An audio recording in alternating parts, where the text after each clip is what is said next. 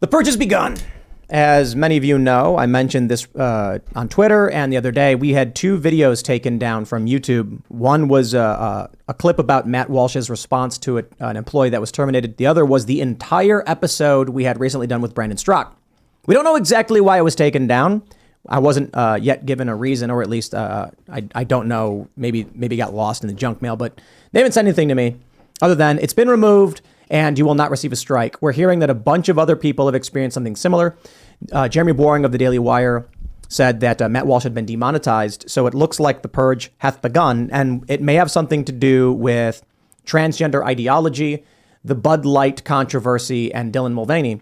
So we'll talk about that. The Quartering and Sydney Watson had a video removed. And interestingly enough, the video that the Quartering had removed, this is Jeremy Hambley, apparently was criticizing Matt Walsh for being too mean to Dylan Mulvaney. So I'll show you his tweets and then we'll talk about that censorship.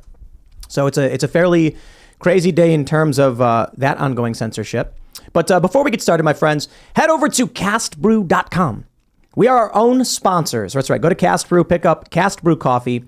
Will ship by May 5th. It's a pre-order. Cast Brew Coffee is our company. You can get your Rise with Roberto Jr. breakfast blend or your Appalachian Nights, as well as Colombian or French roast. If you'd like to support the show, you can just buy from us when you want to get your coffee. Once we launch formally, we're going to create a subscription service so you can just, regularly get your coffee delivered and all that stuff, and a bunch of other cool stuff pertaining to the launching of a physical coffee shop. We are doing, well, I'll keep it a little vague because I don't want to say too much, but construction and fitting and plumbing work is currently underway, and so we're hoping that will be set up soon. But also become a member at Timcast.com by clicking Join Us. Go to Timcast.com, sign up, support our work directly, and you'll get access to the Discord server where you can hang out with like-minded individuals and talk with them about life and stuff. If you've been a member for at least 6 months or you sign up at $25, you can actually call into the members-only uncensored show Monday through Thursday at 11 p.m., submit questions, and potentially be one of our regular callers that we have during that segment. It's really exciting, good fun. So smash that like button, subscribe to this channel, share the show with your friends. Joining us tonight to talk about this and so much more is Liz Wheeler. Hey, thanks so much for having me. I appreciate it. Absolutely. Who are you? What do you do? Yeah, my name is Liz Wheeler. I host The Liz Wheeler Show. I used to work in cable news, but now I own a media company. I host a podcast that you can find at lizwheeler.com or anywhere that you listen to your pods or watch your pods. A little censored on YouTube right now, just like the rest of us. You can go to rumble.com/LizWheeler. You had a video taken down as well. Yeah, same topic. Yep. We had two. I think this happened not last night, but the night before. Same to us. Related to Nashville and related to the Dylan stuff. Don't want to be too specific here. I mean, we're going to talk about it, so. Yeah, I mean, it's not surprising, right? Yeah. We try to be pretty careful on YouTube, honestly, because we want to be there. We want to be present on YouTube, but they're going to find a way. It's actually funny. So our channel had gotten demonetized maybe 6 months ago for similar stuff. And we had finally been able to, our strikes had run out and we'd finally been able to reapply for monetization.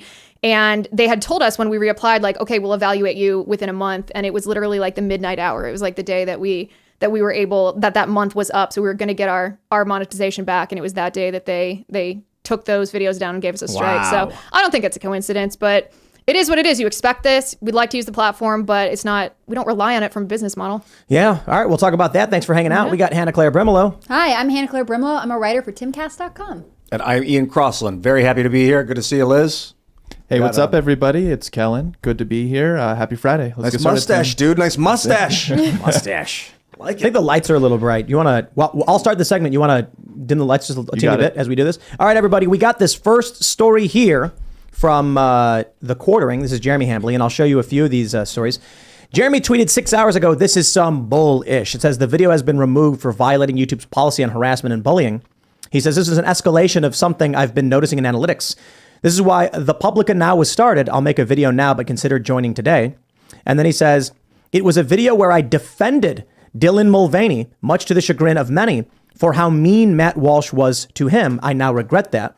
And then we have this from Sydney Watson, who says, "YouTube has deleted an entire video from The Quartering and my community notes channel for bullying and harassment. We have to assume it's because we discussed Dylan Mulvaney.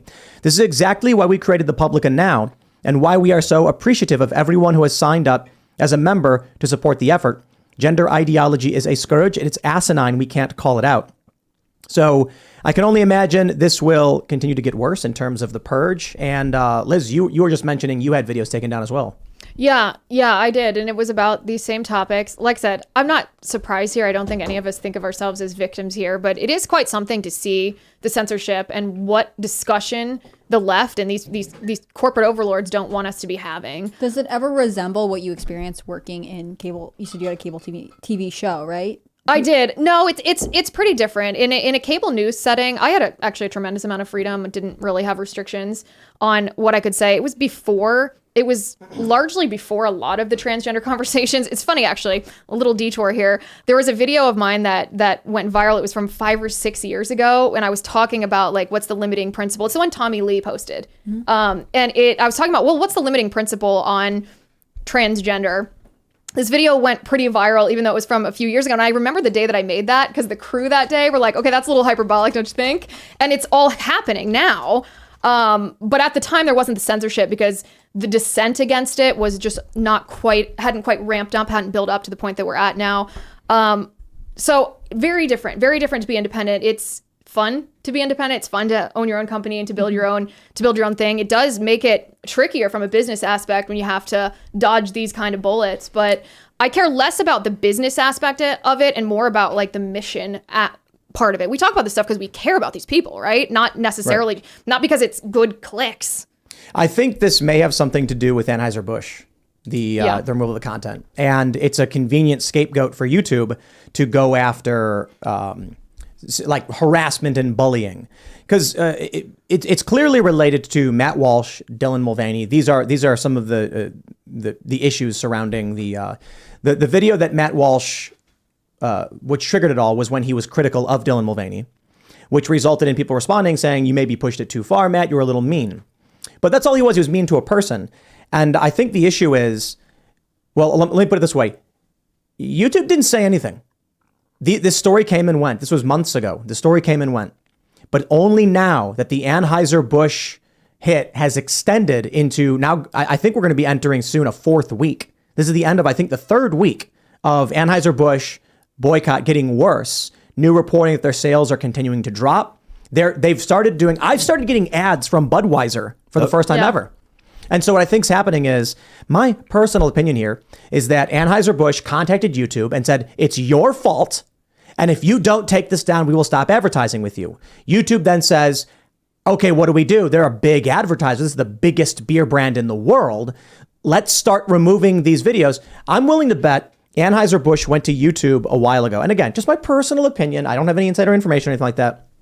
I bet they went to YouTube and said, we spend too much money on your platform to have to deal with all of these channels using that platform to hurt us. So we're going to stop buying from you. It probably took YouTube a little while to come up with a plan. So this to me, I think Anheuser-Busch probably went to YouTube a week and a half ago saying, look at all these videos. We're spending X dollars, but all these videos keep coming out. So YouTube probably came with the policy. They probably had a discussion where they said, look, if we ban these videos and give strikes, we're going to lose way more money. The videos don't break the rules. You know how I know they don't break the rules? YouTube did not give strikes to any of these channels. That's very weird. This is the first time I've heard of that. So when we got 2 videos taken down, they say, we're just removing them, but you're not getting a strike. We got a strike, I think. You got a strike? Yeah, we got a strike. So I think Jeremy said he didn't get a strike either, right? I don't know. That they just removed it? Actually... I'm going to double check, but I'm pretty sure we got a strike. Look. Here's what Sydney Watson posted. It says, we want to let you know our team reviewed your content and we think it violates our harassment policy. We know you may not have realized it was a violation of our policy, so we're not applying a strike to your channel. What that says to me, again, in my personal opinion, is that they know it doesn't really break the rules. And if they apply a strike, they will lose more money. The verbiage is, we think you violated it. Like, it should just say, if we think it violates our rules. We think it did, but we don't know. You didn't know. It's a legal protection. Yeah, I understand. Mine says we think. I'm looking it up right now. It says we think it violates. So we're going to protect But you're not getting a strike? No, we did get a strike. It says we think the notice, so the email that I got, that's what I have a copy of right here. Can you read that paragraph? Yeah, it says our team has reviewed your content and unfortunately we think it violates our hate speech policy. We removed the following content from YouTube. We got 2 emails. Oh no, my team just texted me. We definitely got a strike. Oh wow. But they're saying hate speech in yours. And yeah, and then they defined one. hate speech and we got an email that said exactly the phrase that I used that they consider to be hate speech. Well, don't Probably, say yeah, it. I'm not going. That's what I'm not going. Why is yours hate speech and this one is harassment? Is my Well, question. different things were said. But And here's by the way, it's not hate speech. Like Well, it's a vague term these days. so it's really freaky. This is important Yeah. though. Here's why I think this. YouTube probably sat down and said, if we apply a strike to Timcast IRL, how much money do we lose? All of it. We would leave the network. I mean, it's not advise just the advertising. It's not just the super chats. It's that the consistently highest viewed nightly show on YouTube will immediately switch to Rumble. So we're going to lose long-term revenue. We're going to lose market share. We're going to lose direct advertising. What can we do? Budweiser, Anheuser-Busch is furious, and we're going to lose their ads. How about we just take those videos down from all these channels and then just sweep it under the rug and don't apply the strikes where we can avoid applying strikes? If you give a live show a strike, there's no live show. So that's why I think they're like, okay, let's just take them down and not do a strike because we want to make money. This says to me strictly about advertising. And I think Anheuser-Busch behind the scenes is screaming, but they know they can't say things publicly. They have dumped money into this ad about this Clydesdale running through the streets or whatever. And it's because they did this after 9/11 and everybody loved it. The Clydesdale after 9/11 was a big deal. They're trying to do it again. They are desperate. Their sales are apparently down like 10% in the first 2 days of the boycott. So we have not yet gotten the data from Anheuser-Busch on the past couple of weeks, but I bet it's so bad they went to YouTube and said, why should we advertise with you when you keep publishing the smears against us? Mm-hmm. When you're navigating these conversations, in my experience, like transgenderism, for instance, which is it's a very important conversation for everybody, people that are transgender, that aren't transgender, people, we need to communicate and find some common ground.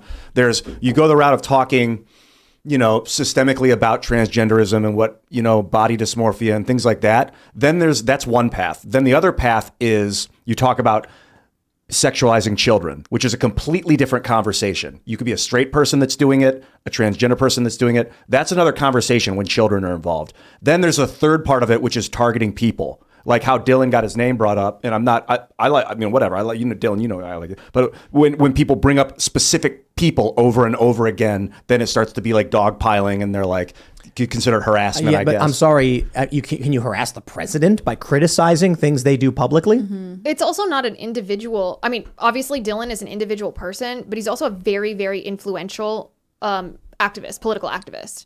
And public figure, right? I mean, there's certain... Not just public figure, but an actual political activist who went to the White House to try to get policy passed about what states Right, but what I'm saying regulate. is libel law is different for public figures yeah, than it is yes, for private yes, it citizens. is. So, I think because we have access to the internet and potentially going viral basically in our pocket at all times with our phones, people forget that you are electing to become a public figure, and therefore you are losing some of your legal protections. And the squeaky wheel gets the grease. But I think this is more Anheuser-Busch. And the evidence of that is there's been conversation around Dylan Mulvaney, who has 11 million followers for a very long time, over a year. That's we're on year 2 of the Days of Girlhood saga that Dylan Mulvaney has produced. YouTube didn't care until Anheuser-Busch, a major advertiser, started getting hit in the market share and losing sales. So there actually is a reasonable business, like capitalist response. Anheuser-Busch might have just been like, we're not telling you, YouTube, like they might have been like, YouTube, we're not telling you to do anything. We're just pointing out there's really no reason for us to advertise on your platform. Everybody hates us there, so bye. It could be more than InBev, because Dylan has marketing sponsorships with lots of different companies: Crest, CeraVe, EOS. Nobody boycotted those. They may have, but his agent may have gone to all his people and be like, let's do a combined communication with YouTube that we will all leave the network. Like Crest would leave, Budweiser would leave.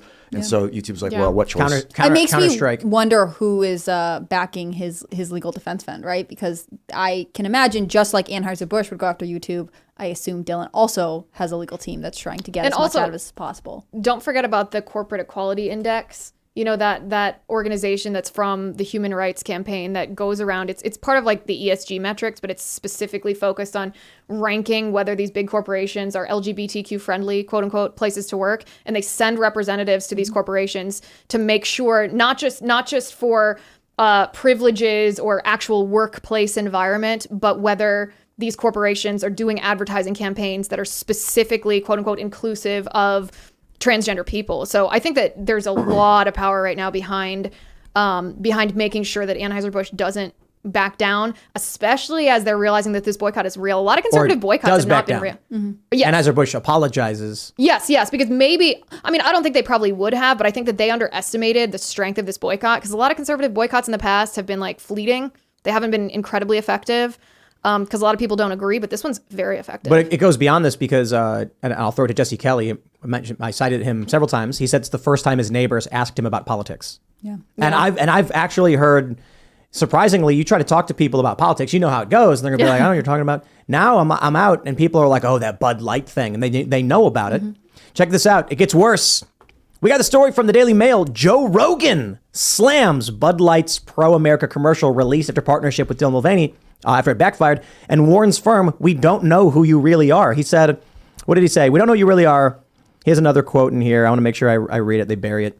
He says, commenting, it's like the effing dumbest pro-America rah-rah. Like, we don't know who you really are now. It's so stupid and cliche. It hurts my feelings. It's so dumb. This is a company in deep-ish. Woo-hoo-hoo. That was great. That's from the episode with Jim Brewer. The biggest podcast in the world. And Joe Rogan at first was like, oh, who cares about this? And then Budweiser played this stupid, Anheuser-Busch played this stupid play. And then Joe was like, what are you doing? Yeah, he actually said it would be way funnier if in the middle of the Clydesdale running and everything that Dylan came out and like was like, hey, and that would have been amazing. That would have been hilarious. They needed to either shut up or they could double down, shut up or apologize. But they're doing this weird, let's try and pander to the people who are currently really angry with us. It's showing how much they're in chaos, right? Like, people are saying Dylan Mulvaney's been dark for 2 weeks, hasn't posted anything. Like, that's a very normal PR strategy. Just say nothing until it dies. And Anheuser-Busch, Budweiser, they're like the worst of all of them. And this is why I think YouTube is starting to knock videos down. Because when the PR 101 doesn't work, you go brute force. Yeah. They go to YouTube and say, ban them or else. And YouTube is like, let's start using force against these people and start striking them if they have conversations we don't like. Man. I found it insulting. Like, I would consider myself in the demographic that would buy Bud Light. I don't drink it myself, like my husband would, right? And when I saw this pro-American ad, I thought, well, that's a beautiful cinematic, like, artistic piece of work, right? Like, who doesn't feel kind of the rah-rah American seeing an ad like that? And afterward, I was like, how dare they try to pander to me? How dare they try to pacify me with that ad? Don't pretend to hold these views when you've shown us what you really think of us and what you really want for our country, with a much larger partnership with someone whose ideology is very much opposed to, these traditional values that you're putting in this ad. It's missing like the self knowledge. You need to see these companies be self-aware if you want for them to buy their products and trust them. Like, don't just pretend like it didn't happen and then do a binary opposite thing. It's in some ways more insulting, right? Because they're taking this moment that was very powerful back in the day and saying like, we'll just throw it out here because that'll make you guys shut up. Like, that will make you guys comply with what we want. The whole thing, I don't care if Dylan has a beer ad. Fine. A 21-year-old actor wants to sell beer, go for it. But a month and a half ago, he was wearing a little girl's dress called Eloise, this girl, and pretending to be a little girl. And then a month later was selling beer. I'm like, that's where I'm starting to be. Right. When you sell to kids, because that's like little kids. Dylan Mulvaney's audience is, so again, the data we know for sure, TikTok audience, according to various reports, is on average below 21, which could mean 19 or 20. Still not of legal drinking age. And you can make arguments about college. I personally think the drinking age should be 18 because you're an adult and the government shouldn't set arbitrary standards like that. But I'm not okay with the targeting of children to drink alcohol when you consider that Dylan Mulvaney's audience is probably much younger than that. Dylan Mulvaney's audience is probably not 20 years old, especially not 21. Dylan Mulvaney's audience, it's TikTok. It's going to be closer to 14, 15. That's my opinion. You're saying that they knew what they were doing. They knew it would create a firestorm like this? No. They want to target young drinkers, according to the marketing. The VP said we need, I'll just put it this way. The left response from personalities was that they need to target younger people to get a new drinking audience. And so they don't want to be your dad's beer. They want to be your teenage daughter's beer. Right. So they're going after people who aren't, this is cigarettes all over again. Cigarettes, get them while they're young, get them hooked for life. And so they're like, drink beer, kids. And it's like, no, don't do that. Don't advertise alcohol to children. Your demographic should be adults. There's a Bud Light commercial with Miles Teller or whatever. And it's like him and his wife on hold, and it's kind of goofy, but it's targeting adults who are in their living room and they're waiting for some adultly thing, clearly intended to target someone who's in their mid to late 20s or early 20s. And I'm like, that's fine. You know, he grabs two Bud Lights out of the fridge and he cracks them, and then he dances over, and they're dancing to On Hold music or whatever. And I'm like, sure, fine, But whatever. the sickening reality, man, is that college students have probably made Budweiser so much money from underage drinking. But hold on. And everyone knows it, and people are like, well, we can't say it out loud because it's illegal to sell to them under 21, but The drinking age should be 18. But it's so hard on the brain. But I agree. I think drinking's bad. But I'm also not about to tell people like how to live their lives. And if you can enlist in the military, you should be able to drink a beer. Seriously. Like, that's- And what's happened with the drinking age is that there's actually been a lot of teenagers who are at college, 19, 20 years old, of legal age to enter into contracts and join the military. They get drunk and then they don't call paramedics because they're like, we'll get in that trouble. happened to a girl I knew. She And had then they alcohol died. poisoning. Yeah. Actually, she did get taken to the hospital, thank God, and she survived. There are campuses that have specific, like, if you call us, you will not get in trouble rules because this is such a problem. There was a huge coalition of college presidents led by the president of Dartmouth saying, binge drinking is such a problem. We need to lower the drinking age because you need to be with your parents at home when you're first being introduced to alcohol, and then you learn to drink responsibly, as opposed to this culture that's like, I need to get wasted before I go to the bar because I may not be able to drink again, and I want to be That's able what to they keep do in up. Europe. In Yeah. Europe, But and the Europe, drinking age is like a lot lower in Europe. No, that's what I mean. That's what I mean. Like the drinking age is lower, and it's not. It's graduated. They'll say Yeah, like and you, beer like- at this age, hard liquor at this age. Yeah, or like a little watered down wine at a special occasion. It's not quite so like off limits. So Yeah. people don't And crave even- it Well, quite so much. we like, it's not a 1-to-1 correlation, but kids are allowed to have wine in church. Not like you're Yeah. guzzling Well, it, but In Texas, you can drink at the age of 16 if your parent is present. Yeah, that's wow. true in Wisconsin Yeah. too, I think. There are a couple states Yeah. that have that culture where, again, like if you are at a restaurant with your parent, you might be able to get a drink. I don't know the legality of all of it, but we create a culture that teaches people to drink responsibly as opposed to see it as a substance that you're not going to be able to get. So you might as well basically kill yourself. this is a good one. We should read this. It says an opinion piece published in Bloomberg last week described the move by Bud Light as setting a new low in corporate courage. Quote, kicking a political hornet's nest for clicks and giggles before running away is no way to elevate a brand or promote a cause, wrote Ben Schlott, the publication's advertising and brands columnist. Like, I think the important thing to point out is that y'all actually had Joe Rogan the first week. Then you doubled down in this weird way, and now Joe Rogan he's in the fray. And he's like, okay, this is really stupid now. They let some young activist marketing VP make the weird, sell the beer to his audience. And then they realize, oops. And then probably what happened was like the CEO of the company's like, we're doing what we used to do. Get the horse. We got to open the stable, get the They horse. should have just come out and been like, hey, we're sorry for sponsoring this influencer. We weren't aware that it would trigger such a divisive reaction. We won't do it again. Or lean into it weren't- so hard. And I mean, one way or the other, but Did you see that? Wow. Did you see the CEO's statement though? Yeah. Right after, I was think nothing. that's what primed me for being like insulted by the video. Is he released this statement and he's like, "We didn't mean to step into such a controversial issue." And I was like, "Do you live under a rock? Like, do you not realize that choosing this political activist based on the identity is going to spark an enormous enormous controversy?" I was like, you had to know. I don't believe the reports that say that, oh, this was a rogue employee or this wasn't approved. Like, no, someone in a decision-making power at a corporation like that knew about this. I say it like this. It would be no different politically if they sponsored Alex Jones. It's not that Dylan Mulvaney is just trans. Some people don't like, or I don't think Dylan Mulvaney actually is trans. I think Dylan Mulvaney is actually insulting and hurting trans people, but that's a separate issue. If Dylan Mulvaney is a hyper polarizing figure who is either despised or beloved, Alex Jones, very similar, absolutely despised by the left, beloved by the right. Bud Light probably shouldn't be entering the fray in politics to this degree with these kinds of personalities. And I really, I agree. I think they knew exactly what was going to happen. it's possible that some people didn't, which is equally as freaky to me. But what I mean is, I don't think they expected this level of chaos. No, yeah, no way. I think they thought they were going to get a ton of attention. Yep. And right, They didn't could realize. stop it in a second, though. I was saying this on my show the other day. I said they underestimate how forgiving conservatives are, because we're not the ones that engage in cancel culture, right? We just in this case don't want to vote with our money. We're not saying, oh, we're going to write you off for life. If they came out and said, hey, please forgive us, we're sorry, we won't do this again, we realize that it's not in alignment with what our values have been and what your values are, then we would all be like, oh, okay, no problem. Well, like, we actually forgive you if you truly repent. But the fact that their CEO was just like, we didn't know that we were being this way. But I want to clarify that people on the culture war right, post-liberals, libertarian, etc., absolutely should boycott companies and refuse to partake in their products.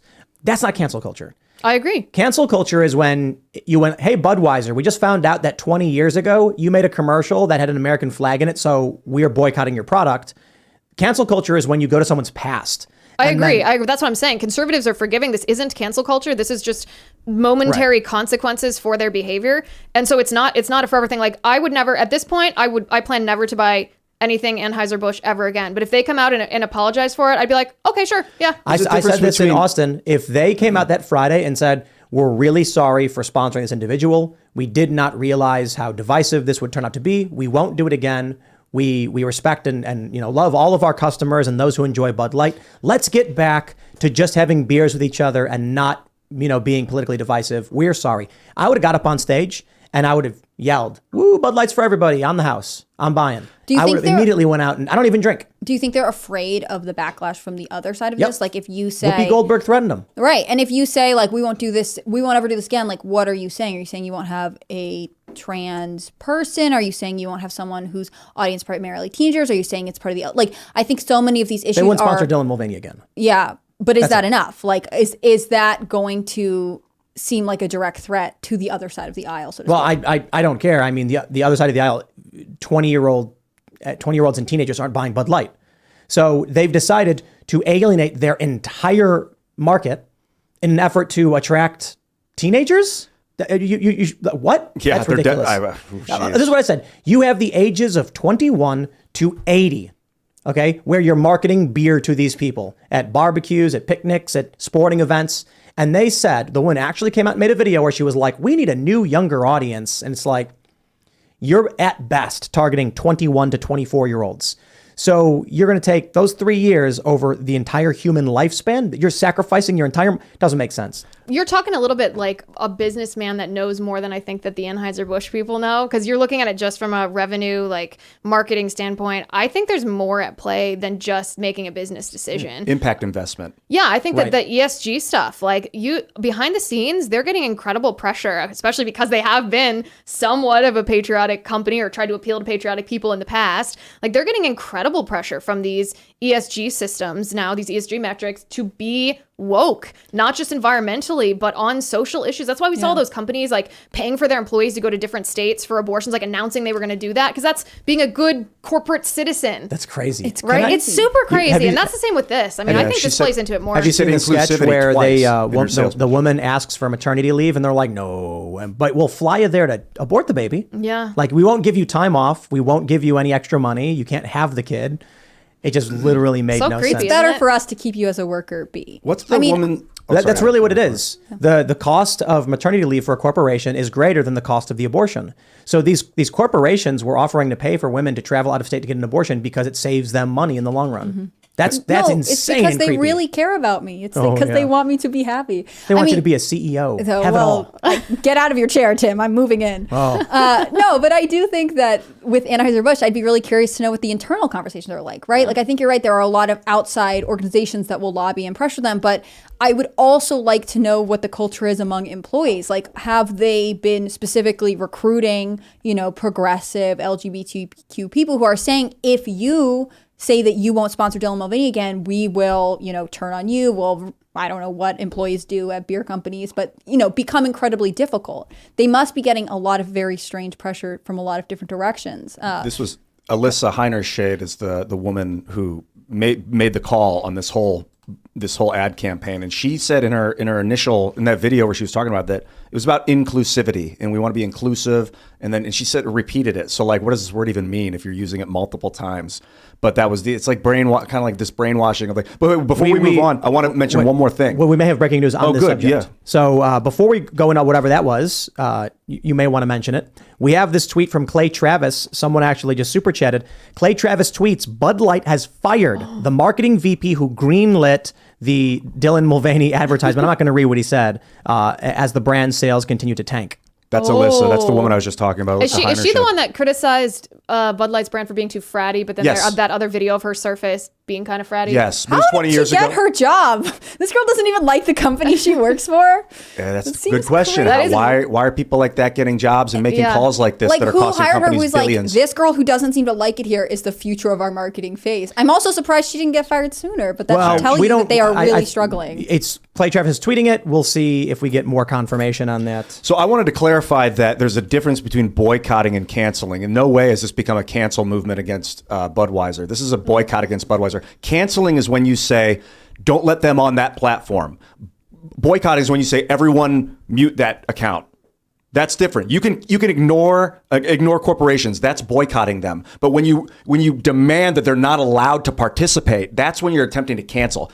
You don't want to cancel. disagree. That's the bad stuff. I disagree. Boycott all you want. That's market force. But No, I I don't think- like cancel method. I think it's We should cancel, absolutely. no, man, that's free speech, dude. But it's not canceling. You misunderstand. Canceling always was a reference to, you had Sarah Silverman got fired from a job because 10 years prior she made a blackface joke.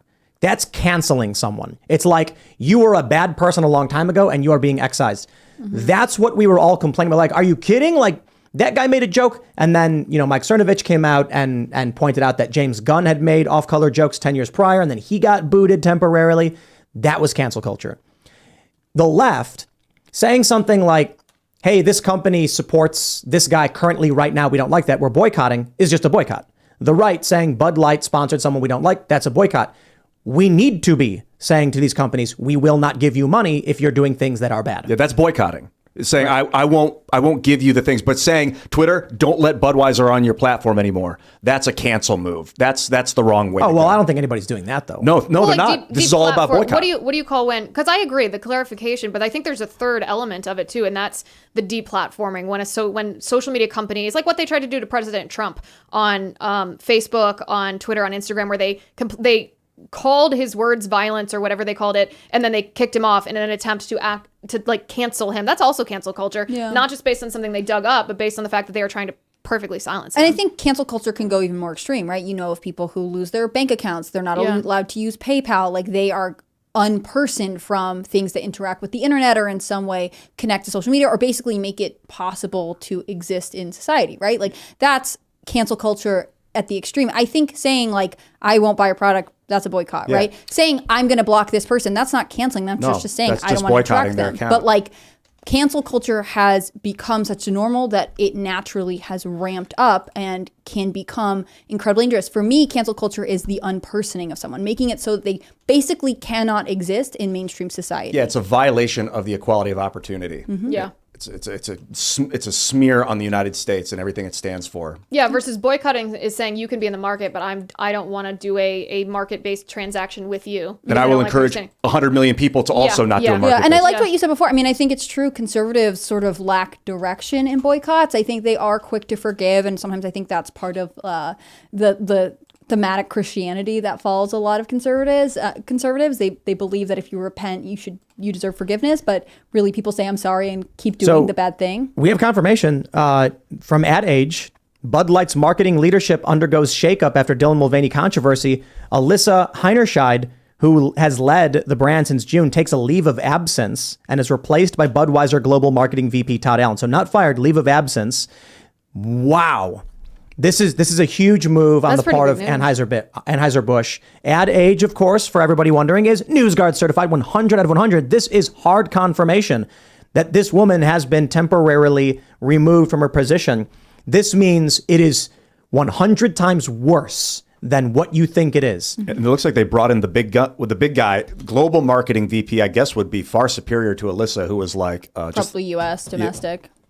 Oh boy, They're in YouTube's not damage going to be control. happy about this one. You see, and this is my point. There is no way they made a move this bold because when you're working in corporate and you've got marketing people and PR people, they're going to say, you do this, it is dropping a boulder in a lake. It is going to ripple out. Everyone's going to be talking about it. You are reigniting the story, but they knew they had to do it. Yeah. That's how bad it was.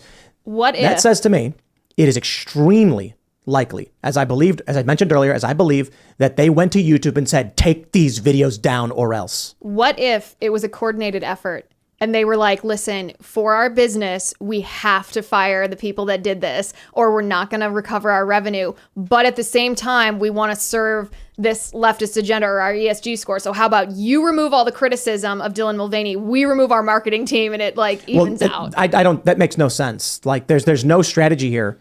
What the fact that they are removing this woman, she's taking a leave of absence. Maybe it was of her own volition, but not apologizing says a lot. And which is where you're probably right, that they don't want to besmirch the good name of ESG, right? But they know they're reeling from it. And it'll be interesting. So the two moves maybe can't. If they did pressure YouTube at the same time to be like, hey, we're gonna, if you don't remove this stuff, and then also this, then they can be like, well, we did both. We're serving both. Yeah. It would have been way easier. Oh, I'm sorry. Go ahead. No, I was just saying it's gonna be interesting if she quietly comes back. You know, she's going on a leave of absence, do we terminate her, or like in 6 months when they think this has calmed down. Because you're completely right, Tim. Like their sales are hurting, and it's the beginning of the second quarter of the year. Like they need to fix this as quickly as possible so it doesn't carry in. I mean, I can only imagine that summer is a pretty intense sales time for the year, right? Like they don't want to go into their second quarter, which is probably a serious sales quarter for them, with this boycott still in place. And I really just don't think a leave of absence is enough, right? Like I don't want to advocate for anyone to get fired. On the other hand, she has really hurt the company.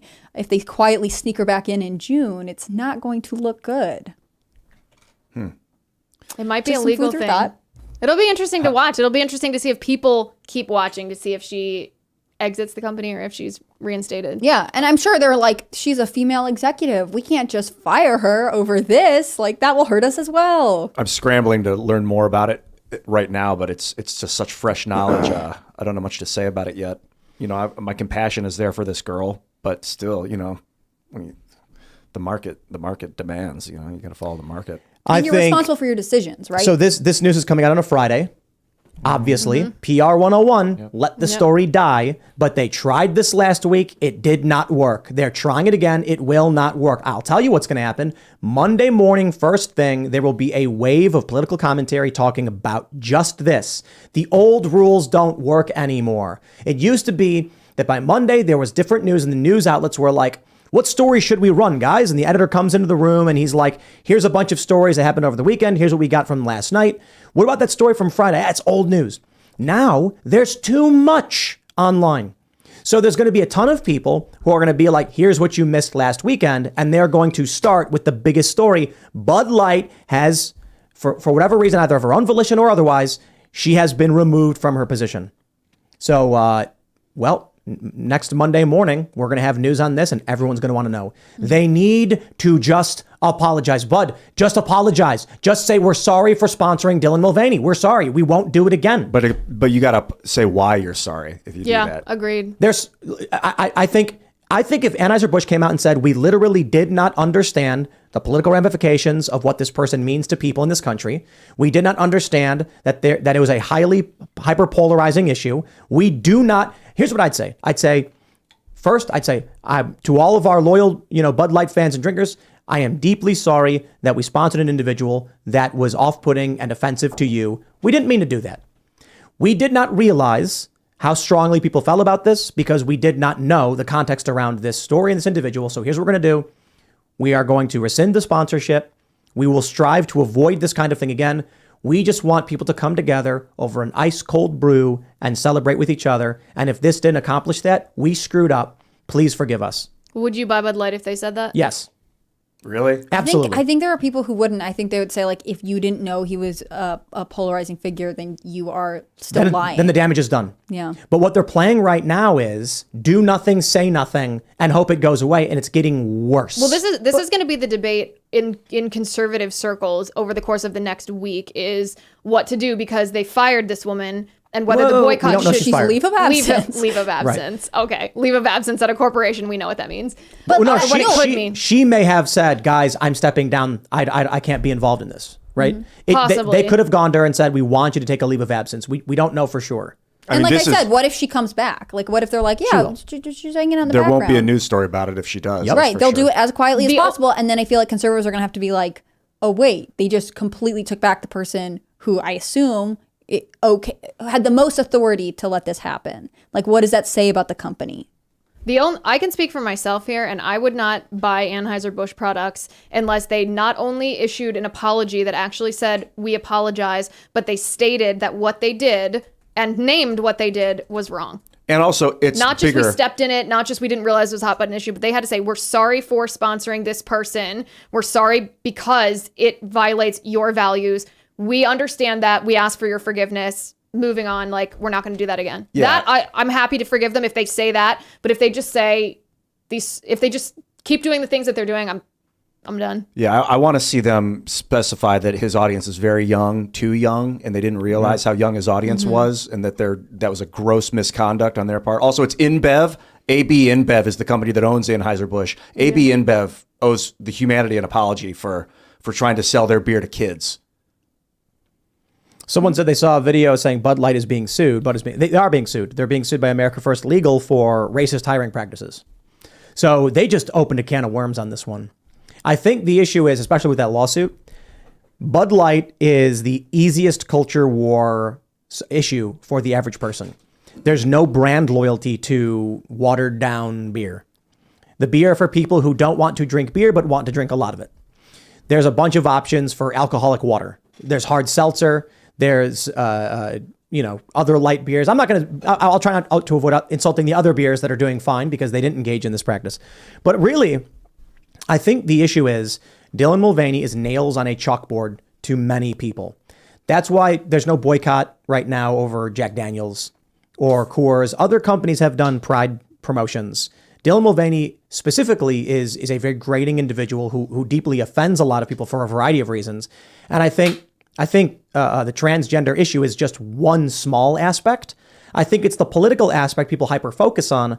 But I think for a lot of people, it's just I really do think it's the narcissistic personality disorder. And I would give the Price is Right video as an example of it. Yeah. People were deeply bothered by Dylan Mulvaney on The Price is Right.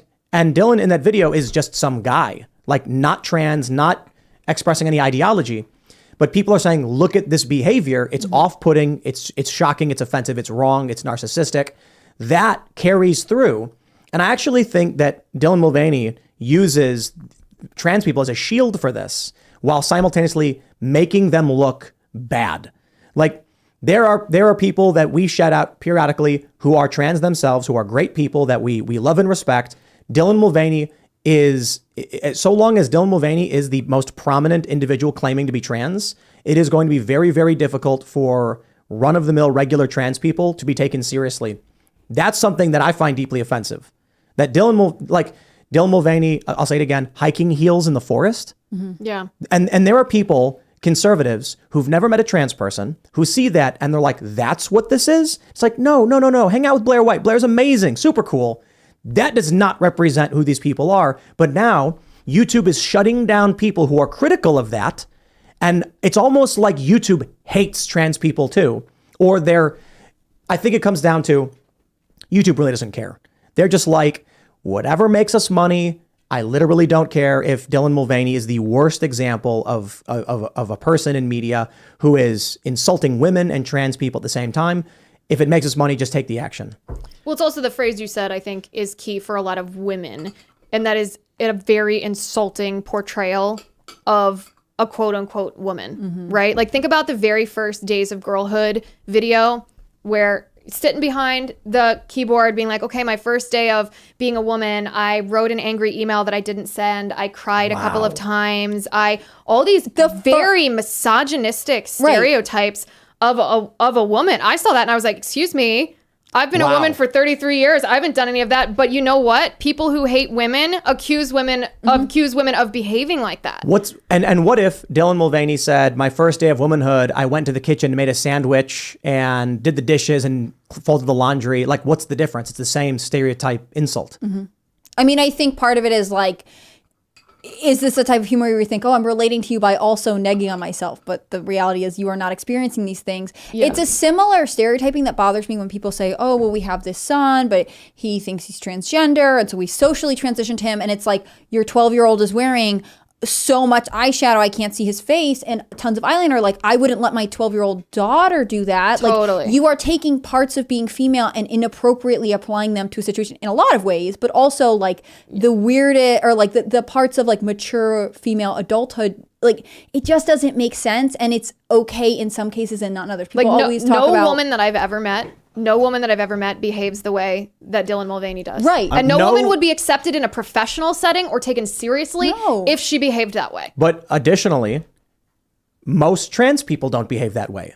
I think one of the issues that we're dealing with in popular culture is the highlighting of key individuals who are clearly bad examples. There was a video that went viral the other day of a trans person threatening extreme violence, and that's like one crazy person. You then had the Nashville incident. You have the extreme examples of narcissism from people like Dylan Mulvaney. And then you have many other people that I mentioned we know and care about who don't behave like that at all. So the issue for me is, if someone is experiencing a mental illness or mental disorder of any type, we want that person to get help. Some people have a multitude of disorders and illnesses in different areas. I'm not going to lump them all together. I'm going to say, here's an individual who is experiencing this disorder or mental illness, and they'll be treated in this way. And then you get a combination of a few who are either threatening extreme violence. I'm not going to blame the person on the left for the actions of the person on the right. You see, you know what I'm trying to say? This distinction that you're making is perhaps between people who suffer from gender dysphoria versus people who have been captured by the ideology. We were talking about this right before we went on air. This is what I'm speaking about at James Madison University on Wednesday. It's why the radical trans activists are agitating before I get there, because I'm talking about the ideology of transgenderism, which doesn't have anything to do with the surgeries, anything to do with the pharmaceuticals, doesn't have anything to do with the biology, nothing like that per se. It's that queer theory, which a lot of people haven't heard about. Queer theory is actually the ideological underpinning of this movement to capture vulnerable youth. And the vulnerability might be any number of things, whether it's abuse, whether it's these comorbidities, whatever it might be. The vulnerability is there. This ideology comes in and says, hey, you don't feel right about something, you feel unhappy. The solution is to disassociate yourself from your previous identity and to take on this new identity and said it'll solve all your problems. And I think that the distinction that you make between people that feel a discomfort in their body versus people captured by the ideology is probably true. Exactly. Dylan Mulvaney pushes the ideology without, I think it's very, very obvious. If we're talking about someone who's suffering from gender dysphoria, an individual who looks in the mirror and experiences anxiety and this like mental anguish over a misalignment between their perception and their body, that's gender dysphoria. Dylan Mulvaney goes on camera and yells about their body and says, look at my bulge and things like that, which when I've asked people who are actually experiencing gender dysphoria, they're like, a person with dysphoria would not yell to 10 million people, look at my male body parts, because that would trigger their dysphoria. And so then there's questions about autogynephilia and autoandrophilia. But Dylan Mulvaney seems to be just an individual who desperately wants to be famous, the example being Ellen DeGeneres and the Price is Right video. So that's even outside of the ideology. That's fame desperation. Yeah. But I agree with you. You're right.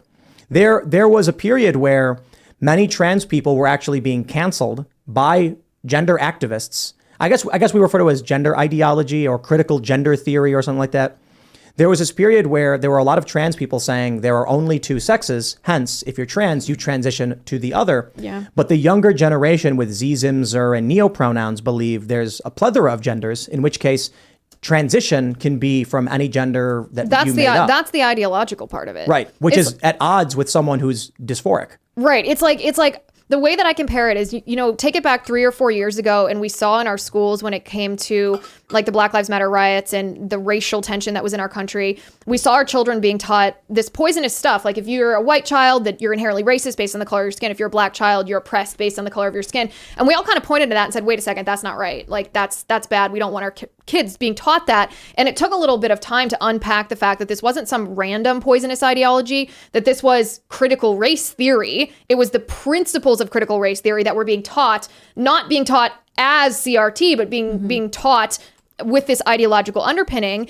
And when we started realizing, when those of us on the right started realizing that, the left said, no, critical race theory is just teaching accurate history. It's just making sure that children know Everyone's the evils of represented, yeah. slavery. And we were like, no. Critical race theory is the grandchild of critical theory, which is a neo-Marxist ideology.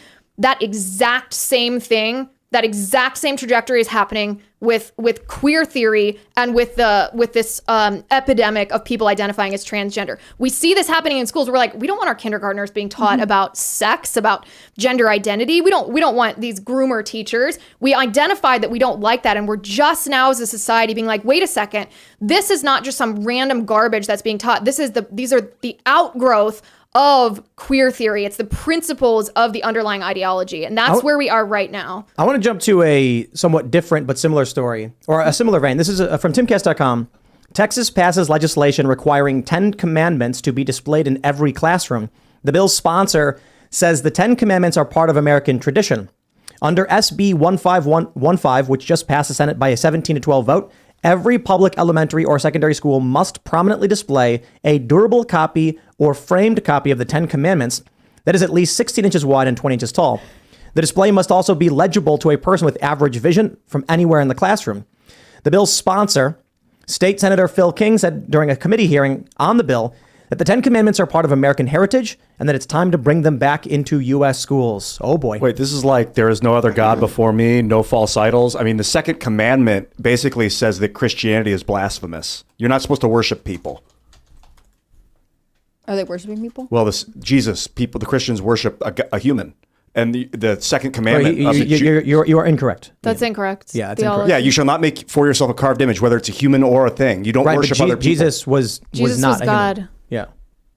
In That's what human they form. say. Yeah, they say he's a human that was also God. They But put him at the on a same pedestal. time, So the they're- hypostatic nature. Exactly. It The defies. hypostatic union. It defies the second commandment. You're not No, supposed it to worship doesn't. other people. No, but It he's doesn't. God. He is fully God and fully human at the same time. So you worship fully God. Like it's the word for it is hypostatic union, because you cannot separate the two. So worshiping Jesus, I'm Catholic, that's why I know this. Worshiping Jesus, you are worshiping God. He is the Son of God. He is part of the Trinity. Father, Son, and Holy Spirit are all one, 3 in 1. So it's not worshiping a person. It is worshiping God. It's worshiping a person, God, But you and can't the Spirit all at once. So Yeah, it it's is a like- person.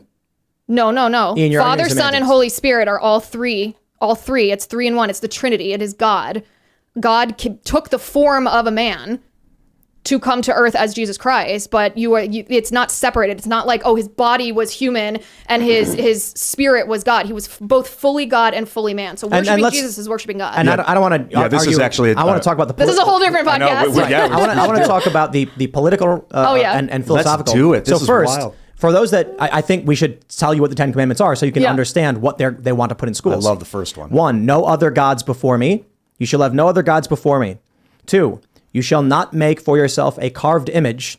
Is that no false idols, I believe? Yeah. Yeah. 3 is you shall not take the name of your Lord God in vain. Now, this one's interesting because what was explained to me, I think this was Prager who explained this, that a lot of people think it means you can't just say something like, oh my God, because you're using it for no reason. But what he described, I could be wrong about if it was him or not, but someone described it as it would be like declaring war on an enemy country and saying God wills it. Yes. You are taking his name to do your bidding, and that's taking his name in Oh vain. my gosh, these It's super also- churches make me think It's that. also like, you know the phrase Lord? Yeah. Lord is actually like not the name of God. But in the Old Testament, the Jewish people, God's people, believed that they couldn't say the name. Actually, Jews today still like abbreviate. When they say God, they put a little dash between it because they couldn't say the name of God, which is Yahweh. So it was 4 letters, Yahweh. And so they called it Lord as a way of saying it without saying the name of God, because has such extreme majesty that they couldn't say the name. Let's read some more. Because again, I'm not here to teach you the 10 Commandments, everybody, but for the context of... I'll do that, Tim. This is what they want to put in the schools. You should know this. 4 is remember the Sabbath day. 5 is honor your father and mother. 6, you shall not murder. 7, you shall not commit adultery. 8, you shall not steal. 9, you shall not bear false witness. 10, you shall not covet. So this is being passed in Texas. They want this in elementary schools.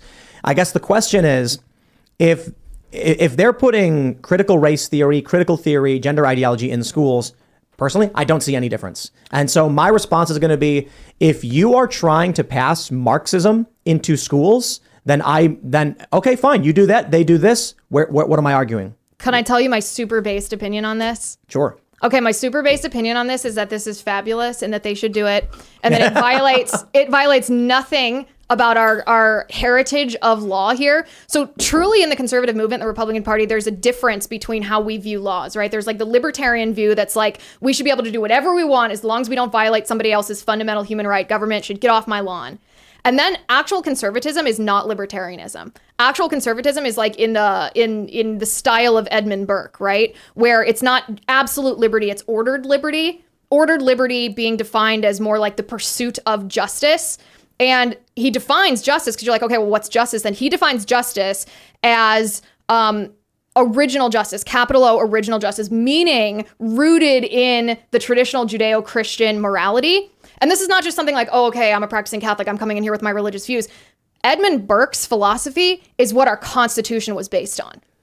James Madison, the father of our Constitution, quoted Edmund Burke. So my belief is that indoctrination is morally neutral. It's not good or bad in and of itself. I agree. And there's no such thing as neutrality. Either we are going to be indoctrinating or they are going to be indoctrinating. So if we don't have this in schools, then Marxism, which I would argue is a form of like satanic ideology, then Marxism is going to be in our school. So I would much rather have this. Do you agree with 10 Commandments in schools? Yeah, I think it's great. I mean, there is an argument. So I think people misinterpret how America treats religion, right? In France, you have freedom from religion. So you're not supposed to wear religious symbols in school. There's controversy over hijab, providing kosher meals, things like that. In America, you have the freedom to practice your religion. However, and I think you're completely right, we're actually a nation that's completely intertwined with Christianity. And so it's not wrong to have the 10 Commandments in schools. I mean, you can reference it in a lot of different ways when you're teaching, right? Like, it's also such a fundamental part of our life that, like, when we talk about observing the Sabbath, right? Like, this is a case that the Supreme Court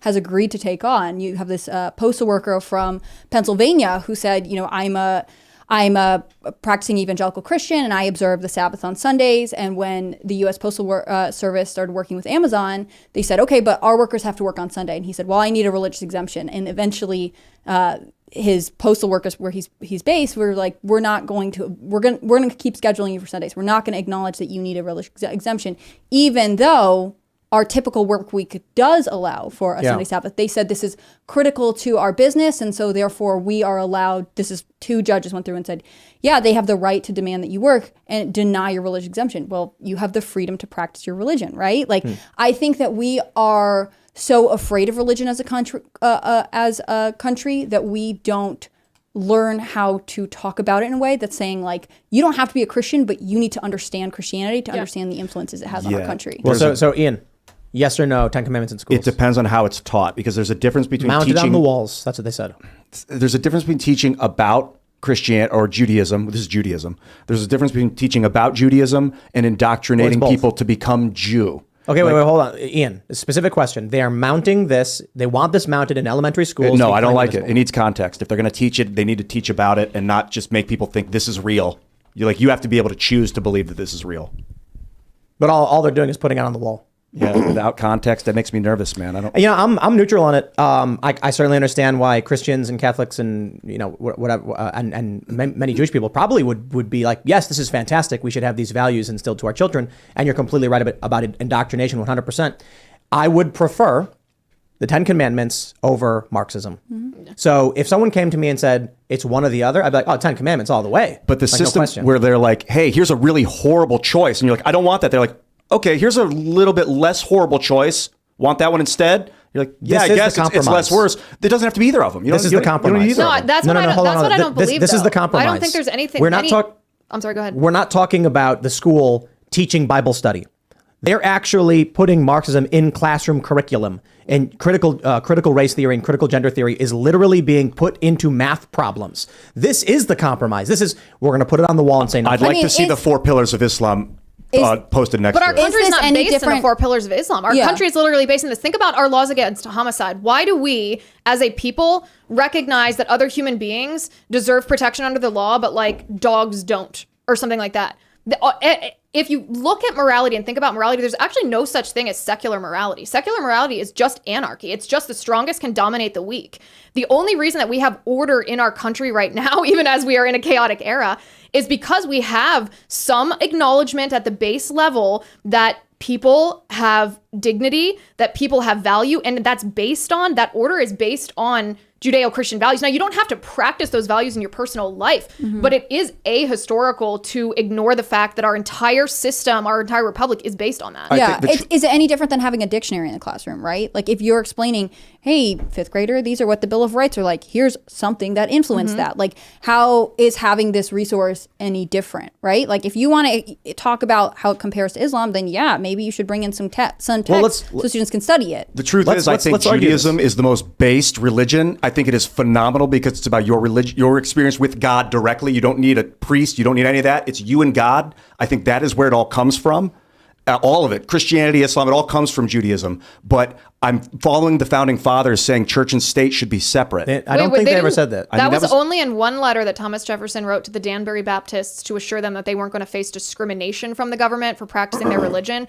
But the phrase separation of church and state was never part of any founding document, and it's not part of any philosophy about keeping morality out of law. It's only about whether the government can either force you to participate in religious practice or prohibit it. And I'm pretty sure there was also, conversely, a founding father, maybe it was Franklin or Jefferson, that said, you need religion for a society to function properly. Yeah, John Adams said our country was made for a moral people and no other. Yes. I see the churches capitalizing on religion. That really bothers me. He's right, though. We talk about this all the time. So the question I've asked is, would the United States be better? Or someone asked us this, would the country be better if it was a Christian theocracy? And first of all, better, I guess, is subjective. But if you were to talk about, do we want less crime? Do we want a stronger economy? Do we want better healthcare? If everybody shared the same moral foundations, everyone's lives would be better. However, I'm not saying which moral foundations. I'm just saying, if you had 100 million people that all agreed communism was perfect, guess what? It would work. The reality is communism doesn't work because no one ever agrees to that great extent. Someone's always got to run a system or whatever. That's why communism doesn't work. But if everybody had a simple moral foundation that was like the 10 Commandments or otherwise, everybody agreed that there was an afterlife, there was a God, we have to be good stewards of the earth and all that, you'd have to worry a lot less about crime. The issue is, right now, no one believes or fears that there is any consequence to the bad things they do, so we experience more crime and corruption. Liz, were you taught religion as a kid?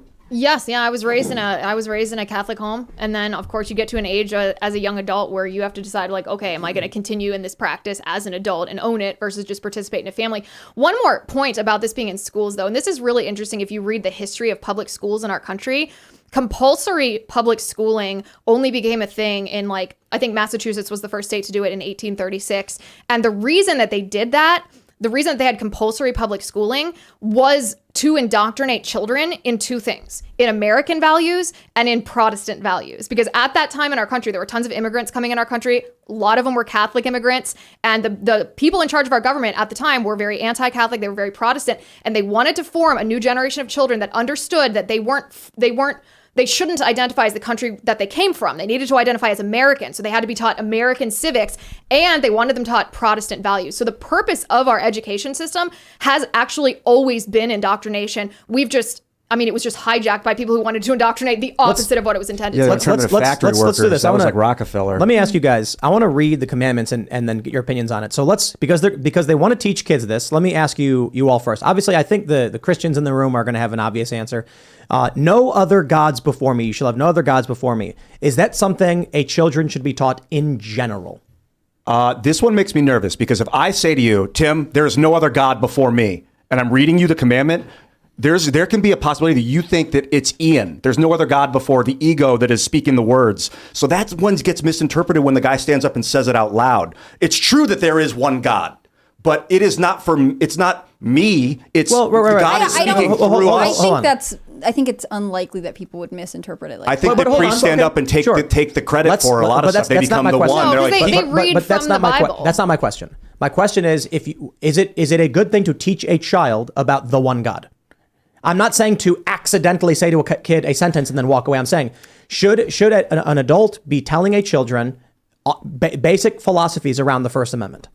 Yes. Depends on the teacher. First commandment. You said first Okay. amendment. Sorry. First amendment. First Amendment. But hey, That's the man, amendment. they crafted the 10 amendments. The 10 Bill of Rights is kind of like a. I think part of it is like, Commandments. yes, as a Christian, I think sounds good to me. And I can understand in a diverse society where there are different religious views, you might be concerned, like seeing there's only one Christian God, does that isolate someone else? But I think the idea behind this, meaning that there is one point of authority, there's one point of morality, is a good concept to teach people, right? It can make them subservient to authority, so you got to be careful about that. If I was a kid and I saw that on the wall and I didn't know what it meant, I'd first thing I would ask is, what is God? But right. But to clarify, I get it. But I'm trying to clarify. I'm not suggesting that. I'm saying, should children be taught that there is one God and no other God? Are you talking about by public schools or in general? In general. Oh, should children be taught that? Absolutely, yes. Mm-hmm.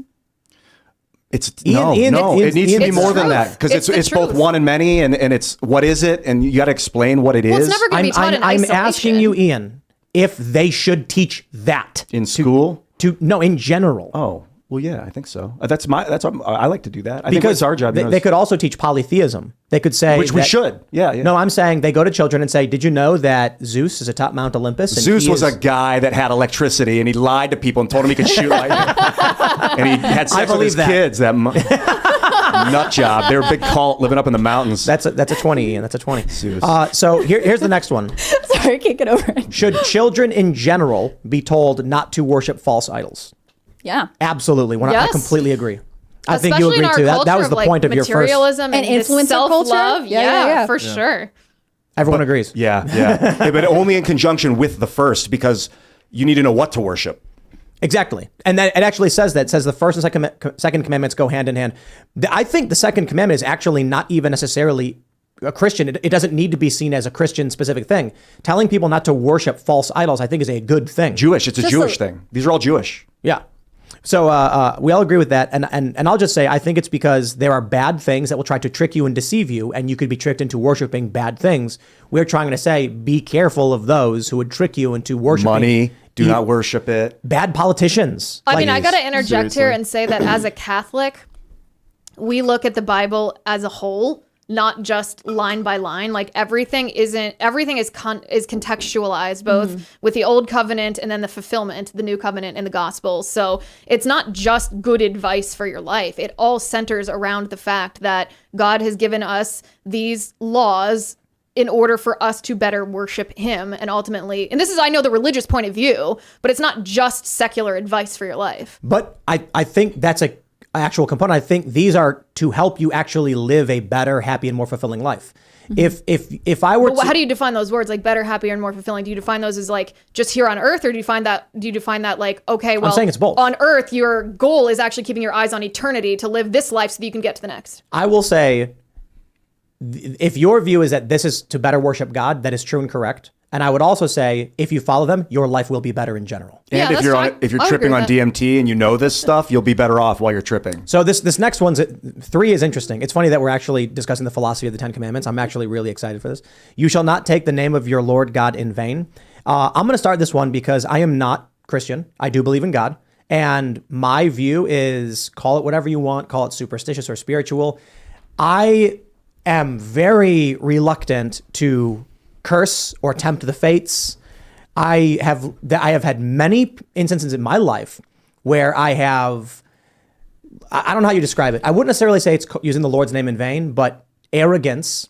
And then I had the pie thrown in my face, where I've made jokes thinking, who cares? And then experienced a thing. I've had experiences in my life where I've sat behind my computer and mocked someone just to myself. And then a week later, met them, and they were the nicest person in the world to me, just ripping my heart out. And I'm like, I can't believe I would think those things about this person. That was the stupidest thing. So I look at this, I'm like, call it whatever you want. I believe there is something greater than us, and I believe insulting the universe, the greater, the energy, or God, or that is just, I stay away from that. I think it's a bad thing. I think you will be better off if you remain humble. Dude, And also accept that there are powers beyond you. like I think God speaks to people. When I clear my mind and I ask, tell me what to do, I get a vision of what I'm doing. But if I went online and said, God commands you to subscribe to me for $10 a month, like that's the vein. That's the Absolutely. vein. That never, that you need to follow that commandment. Sure. You do not abuse that thing. I think that's one interpretation Yeah, of the agreed. word vain. I think the other part is saying like you have to set boundaries for yourself on what you're allowed to say, like being able to basically understand what's inappropriate, what's not appropriate. You are able to better understand respect. Like this is basically the concept of respecting something that has more authority and knowledge than you do, right? And like that is actually a good principle to carry out in life. So It's like the principle of salvation, really. It's like the ultimate humility, because we are not worthy of even saying his name, let alone living forever with him in eternity and experiencing his love, right? I think, Except for that he came to save us. to kind of simplify why I wanted to go through these as they're talking about putting in schools, is that we need to teach basic philosophy. I think the idea that people say we are moist robots and there is nothing beyond life, I'm like, that's the craziest thing I've ever heard. Like any degree of scientific understanding, philosophical understanding, and spiritual general knowledge, like I'm saying, if you're not a Christian and you just read the Bible to better understand what people think, all of these things would lead, I think, any person who is an open mind and is actually trying to learn, they would be like, there is something truly beyond us, at the very least. And so you got to teach kids philosophy. I think these are all really great. To This could go in a science class because you're talking about quantum physics. I mean, then Well, let's read. Look, remember the Sabbath day. I'm fairly neutral on this. I mean, I think a day off is very important, a day of rest. I think it means something else to Christians, Yeah, I So- mean, the Sabbath is really about like meditating Family. on your family, meditating on the philosophy of the things that you've learned. Like, I think that the Sabbath day is something our culture doesn't appreciate because we just see it as the day before Monday. I'm going to stop right there and say, you know what? Probably the most important commandment. And I think everybody should be taught it. My view is that it is not some arbitrary thing about God's day necessarily. It is, we talk about Shabbat and how Jewish families from sundown on Friday until sundown on Saturday turn off all the devices, come together and be a family. That is one of the most powerful cultural tools in human arsenal. I was sitting in front of my computer the other night and I just heard this frequency in my head, like bam, bam, bam, bam, bam, bam, bam, bam, bam, bam, bam. And I was like, what is that noise? That's my blood pressure. And when my monitor dimmed, it stopped. Like these machines are driving our minds. Probably affecting us in ways we don't know. But my point is, remembering the Sabbath, one of the things that's breaking apart Western civilization is that we don't congregate with our families and our communities anymore. Yeah. And to your point, And like, that's what the Sabbath was. Christian communities, right, used to go to church together with your family, with your community. Then you'd go home and you weren't allowed to work and you're supposed to be talking to each other and thinking about the lessons that you are being taught in church through interpretation through your pastor or whatever else. That's Like, what it is about the moral growth of both your family and of the individual. It's And also the idea of dedicating that day to God. Like I agree with what you're saying, that the degradation of our society is because of the breakdown of the family and the fact that even when families are together, we're all on the devices that wreck our brains. But that commandment, the interpretation of that commandment, is to dedicate that day to God. That like I go to mass every Sunday because that's I go to mass to worship God the way that he laid out that he wants to be worshiped, right? And that's what it means to say, okay, that day is your day. It's not about me. It's not about my rest. It's not about my enrichment. It's about you. And so I will stop everything I'm doing and worship you. And I think There's no question about any of the other commandments. I think there's literally no argument. Honor your father and your mother. Big time. It is, I'm sorry, if you don't honor your father and your mother, if you don't love them and care about them, I understand that people have fights and falling out and but there's always a love there for your family. Then there's something wrong, right? With like, it is 99.999% of humans who love their parents. I was just going to ask Jazz Jennings' mother. Would you expect Jazz Jennings to honor thy mother? That's a good question. The answer is, as a mother, yes. But if Jazz's mother is doing hateful and damaging things, it's not a mother. It's not an issue of mother. You know what I mean? What do you mean by honor, though? It's the definition a of good what do you mean by question, too. honor. Are you going to go out and you're going to ruin the dignity of this person that gave life to you? Or are you going to say, listen, you've abused me, and so with all due respect, I'm going to separate myself from that abuse, say what was wrong, and move on? Like, I think the word honor is pretty important there because it's Right. not a matter of like, oh, you're abusing me, but you're my mother, so I have to listen to you for the rest of my Totally. life. High respect. But So like that's to a good question, acknowledge though. That's a good why they question. are the way they are. You shall not murder. Yes, that is taught in all schools and to all children, and it's very important we do. You shall not commit adultery, at least for the time being. We still have that cultural thing, but now you got We're the rise of shifting away for it. polycules. And no fault divorce. It's crazy. Yep. Yeah. Yep. That's Reagan's fault. It is. You shall not steal. Oh boy, we're losing that one, but that's a no-brainer. You shall not. The government needs to teach itself that one. Oh, for sure. You shall not bear false witness. Seriously, don't lie.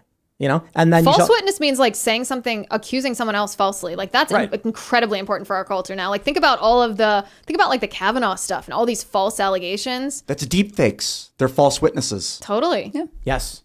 And then you shall not covet. I agree with these. And it's not even my perspective on them is not religious. Yours is. Yeah. My perspective is you will live a better life if you understand what these things do for humans. Yeah. Now, simply put, from a religious perspective, you're saying it's to better worship God. Yeah. My response is, okay, maybe that doesn't persuade someone. But I tell you, if you follow these, you'll be happier, healthier, with a better family, better kids. I think having a shared moral understanding would make our society stronger. And I don't need to make you go to church if we all can agree by some basic rules. And so therefore, having the 10 Commandments in school and being like, here are some basic rules that we all agree to would be a beneficial thing. Let me show you guys this video, and we'll jump to this segment. This is a tweet from Clown World. This is what Target in San Francisco looks like. Let's make this bigger and take a look at this. So for those that can't tell in the immediate, especially for those that are just listening, every single item in the Target is locked. You cannot take an object, shampoo, razors, hairspray, none of it. It's all behind plexiglass and locked. Yep, all behind plexiglass and locked.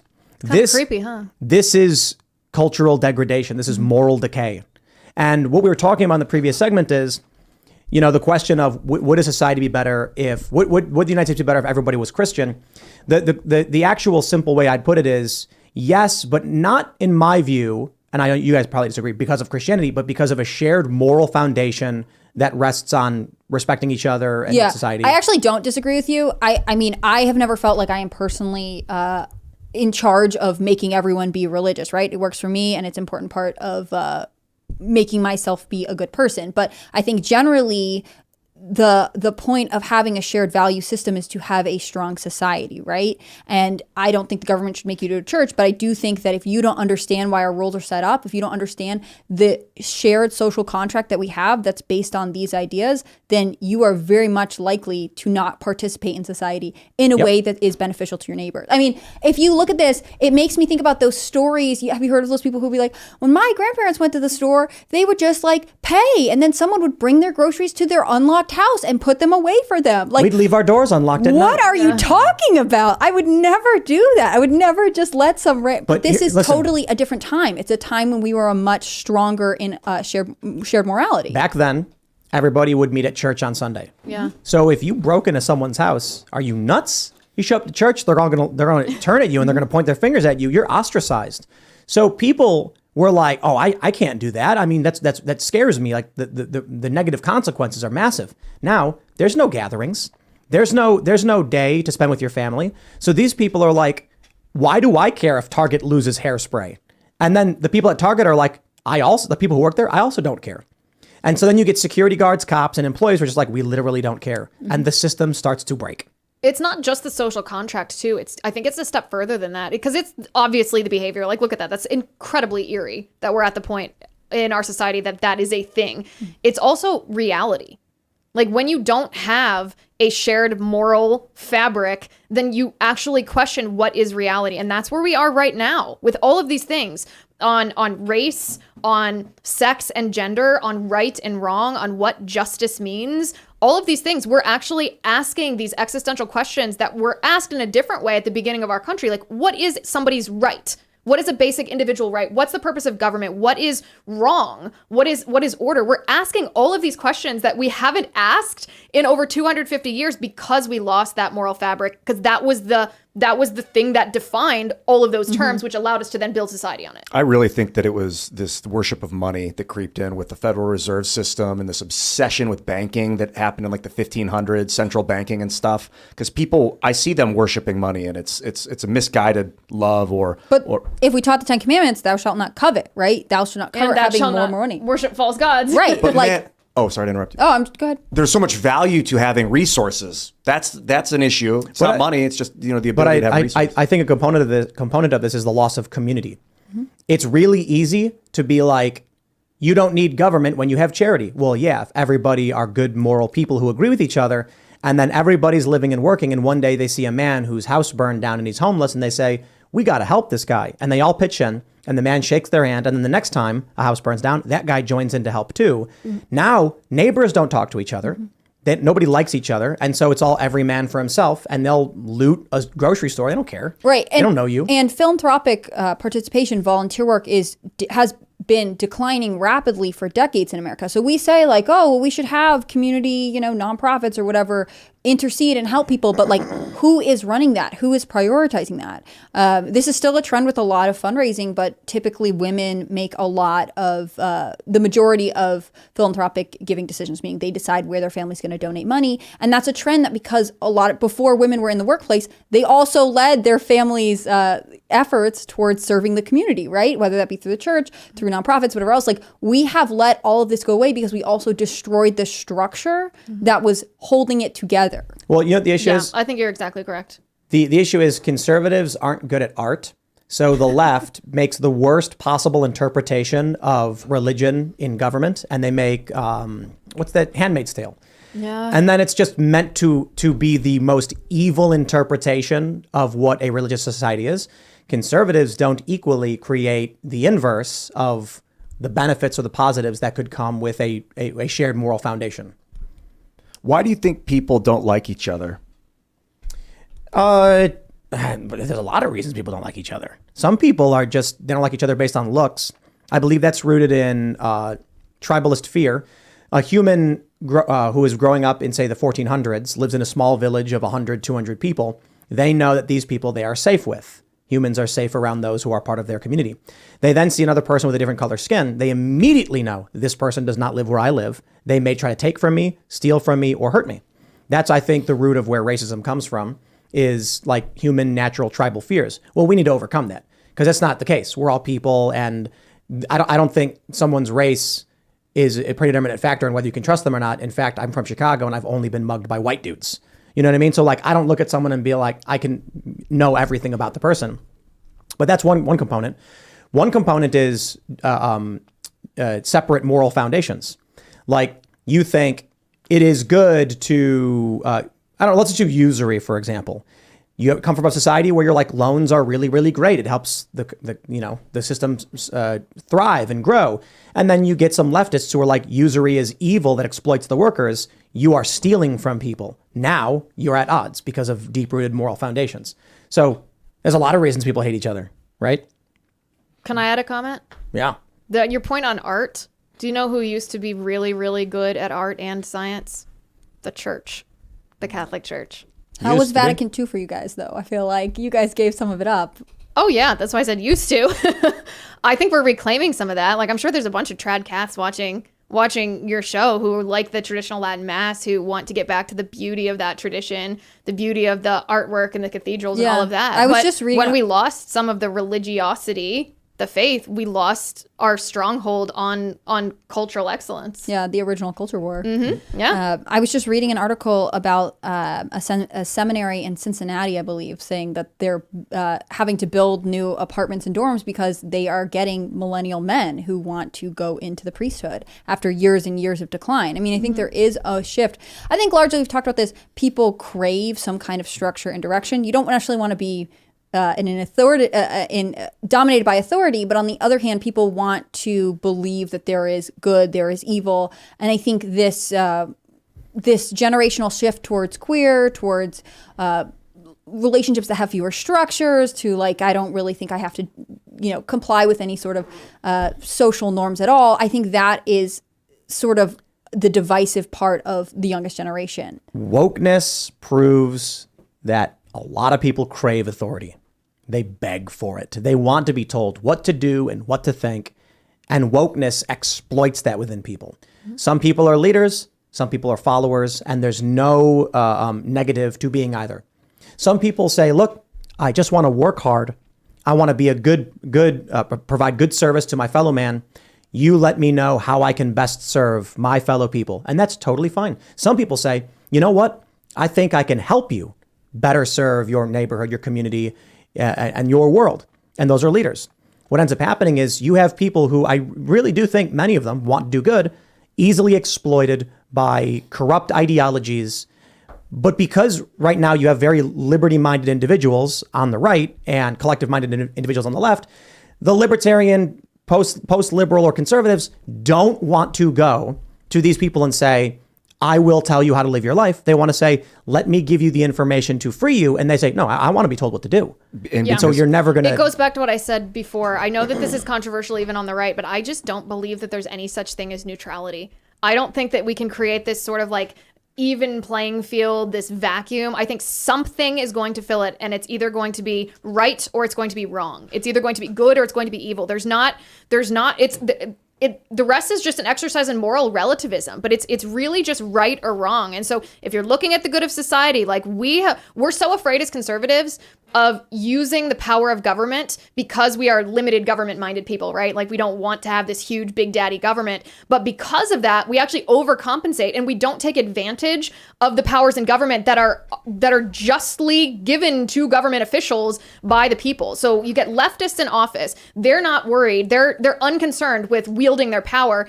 And yet oftentimes conservatives don't want to do that because they're like, oh, just using the power of government, just using the power of government bureaucrats. We've demonized so much when the left does it that we don't want to do it ourselves. And I think that's completely wrong. If we want an ordered society, conservatives have to understand that we're going to have to fill that vacuum with indoctrination and with the government a little bit, or the left is going to do it. And this is a problem I see a lot of people on the anti-woke side. They're like, indoctrination in schools is wrong. And I thought about it. I talked about this. We talked about it a few months ago. I'm like, it actually isn't wrong. Right. What's wrong is it's bad indoctrination. Yeah. We absolutely do want to indoctrinate children with American values.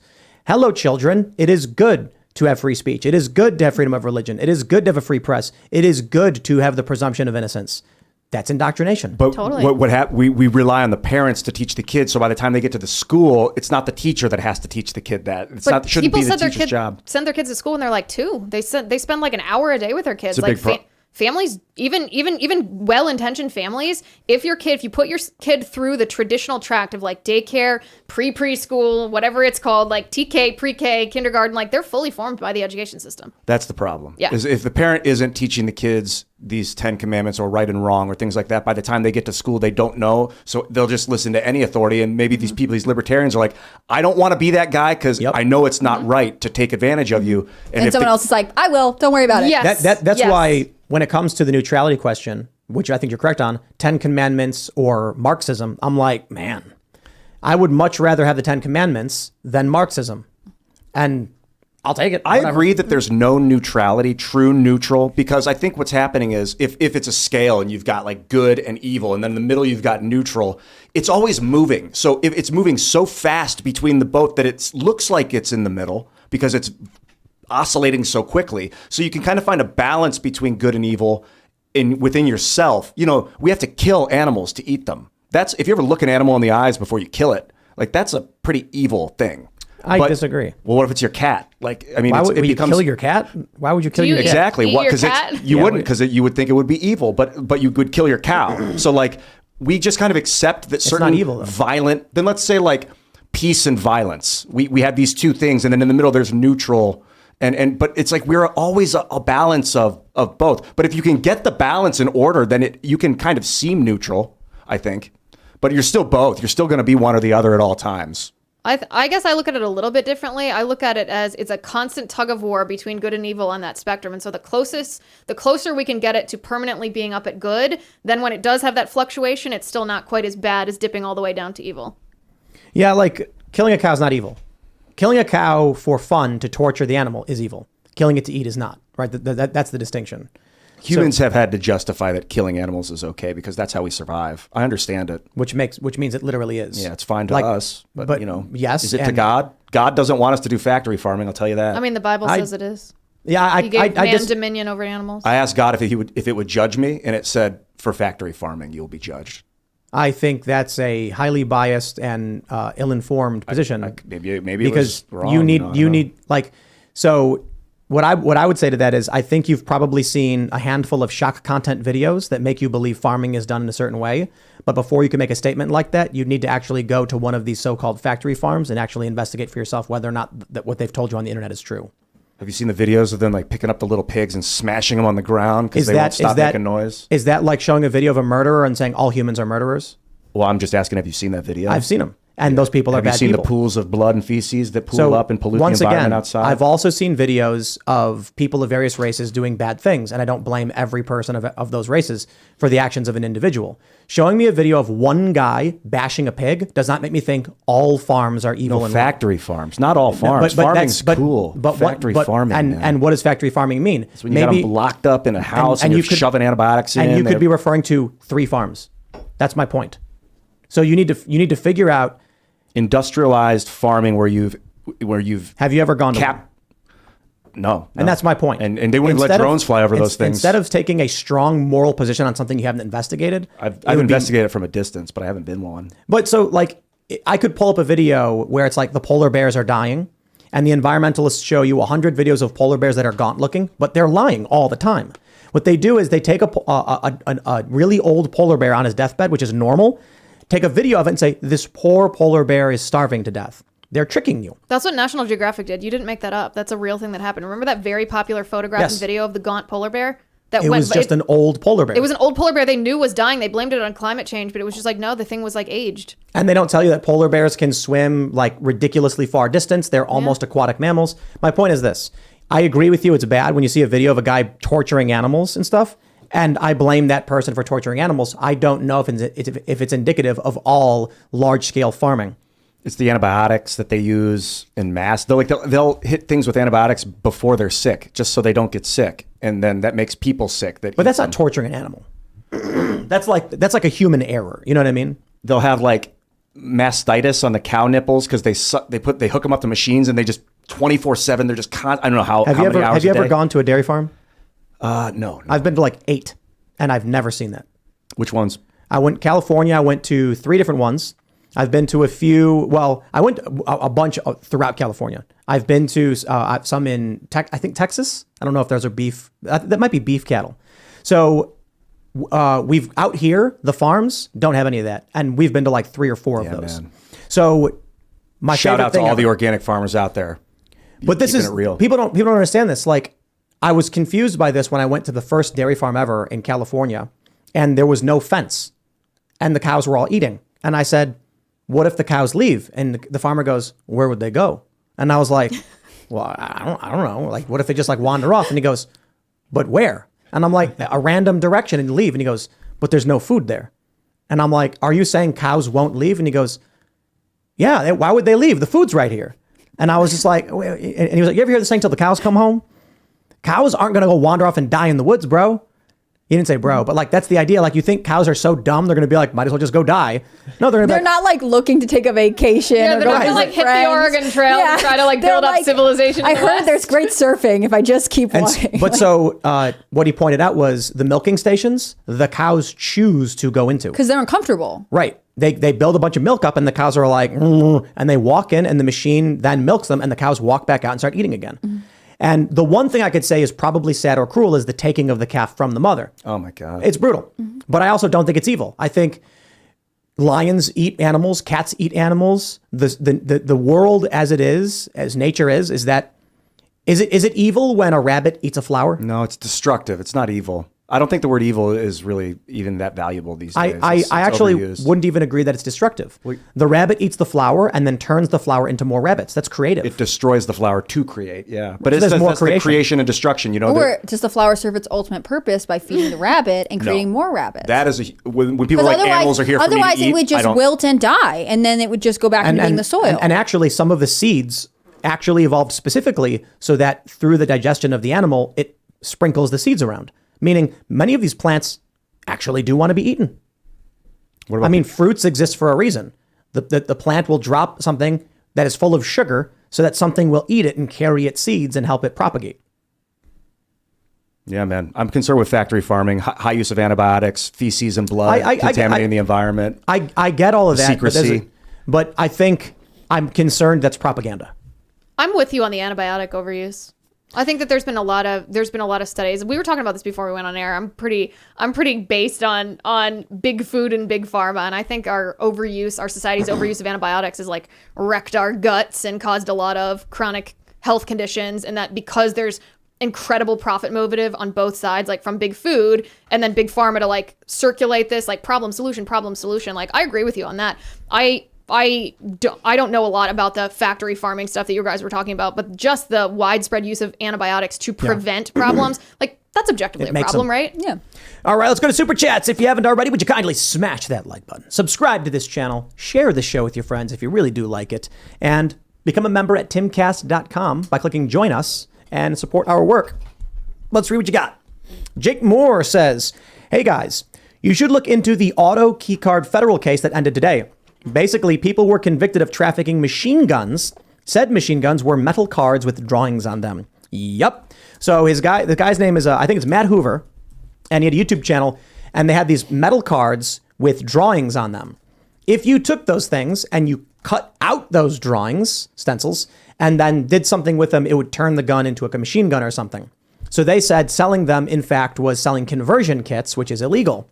And then, like, I guess the parts were also bottle openers or something like that. Like, it technically could be a bottle opener, but could also be used to convert a weapon. This is insane because they were selling basically metal cards with drawings on them, and they called it a conversion starter kit. So the question then is, if you post an image of that online, are you posting a diagram to construct where is the line? Well, the government, I think it was like 8 women, 4 men, said, yep, you did it. You're going to jail. Crazy. That's actually a huge problem. You can't sell a piece of metal with lines drawn on it? That's so weird. I'm concerned with creating a black market of information. Let's just never forget that the director of the ETF was like, I'm not a firearms expert. Or like, this is what they do That's with what 3D he testified guns. this week. Yep. Like, remember when the 3D gun blueprints went around online, and it was like literally just a blueprint, a piece of paper, and they were like, no, you can't let that circulate. The market's still huge. It's just the media is not talking about Totally. it And so anymore. because and the it's 3D printers are better now. Yeah, it's what Ian said. It creates a black market of information. It doesn't mean that people who want to use it aren't going to be able to find it. It means that law-abiding people are going to stay away from it. And it's a law you can't enforce, which makes a mockery of the system that makes the law.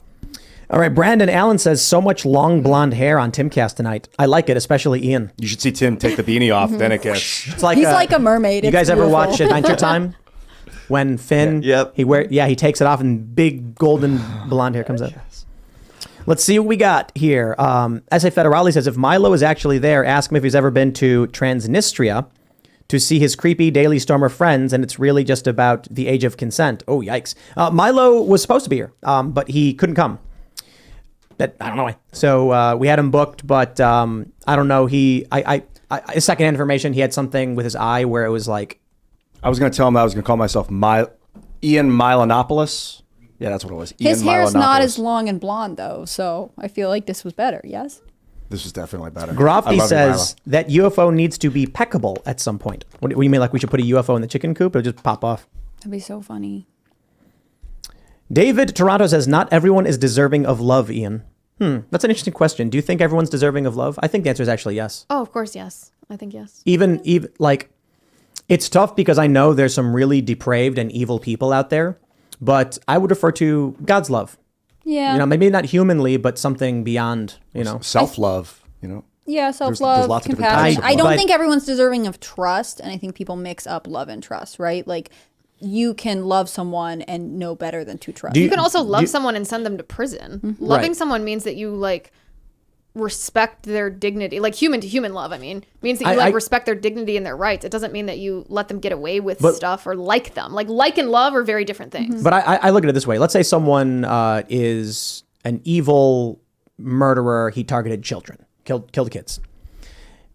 I can certainly understand humans saying, I will not give love to you. But would you think that that person is still deserving of God's love?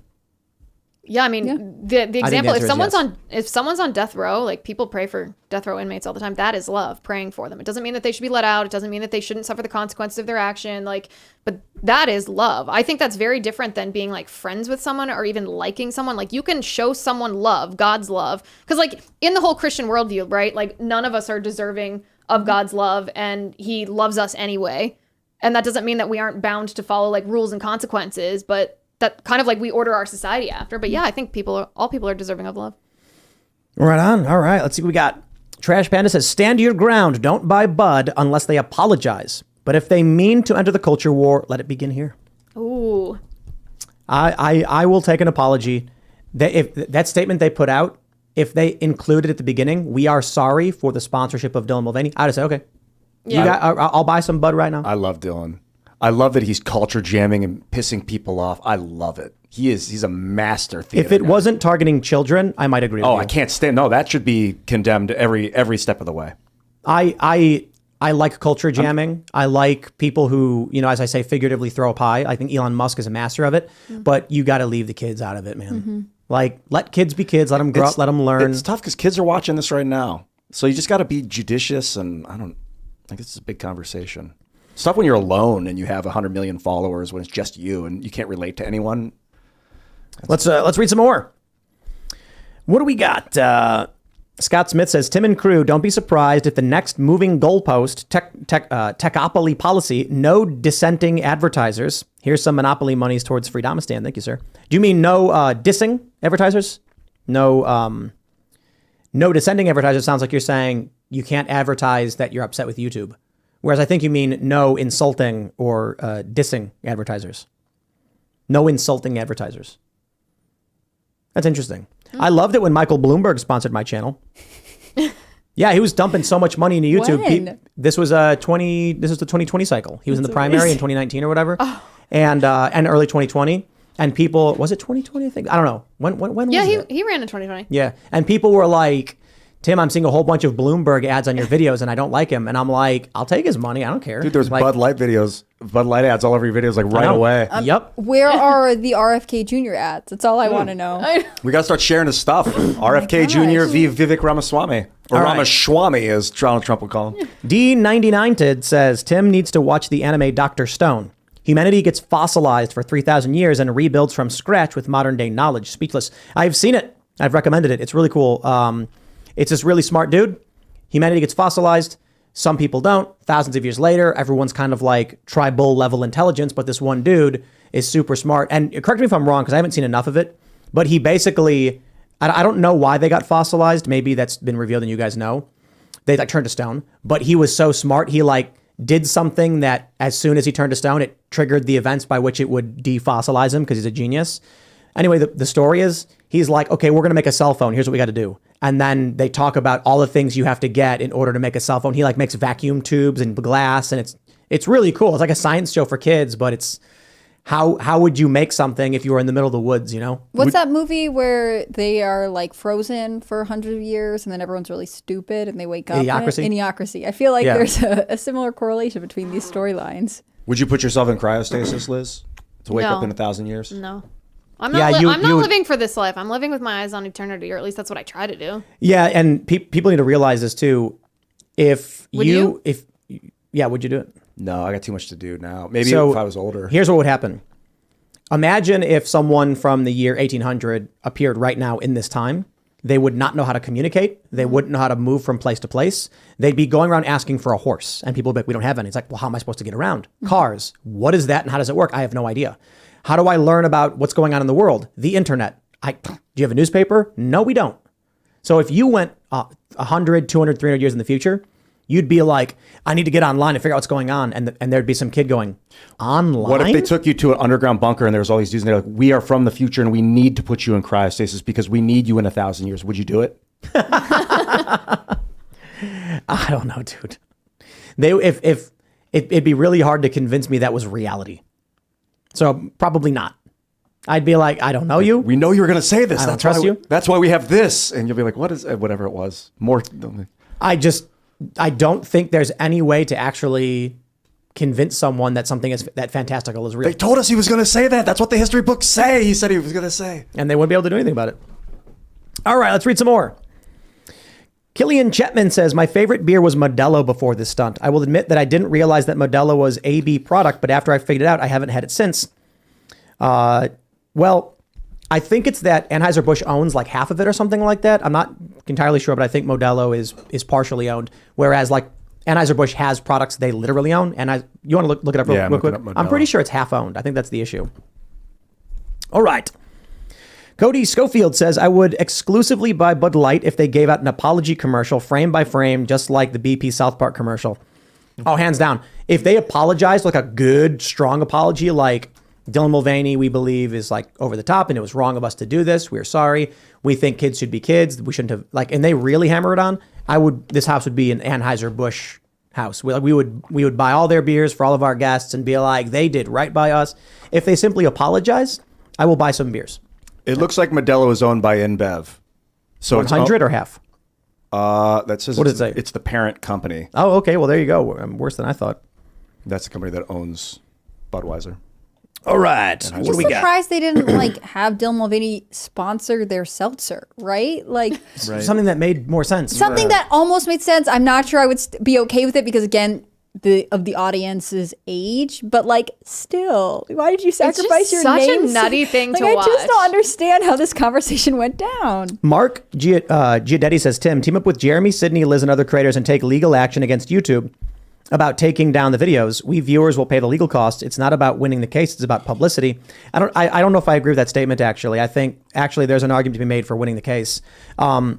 We do not break the rules that YouTube has. We have a contract with YouTube. YouTube has come to us. We have come to them.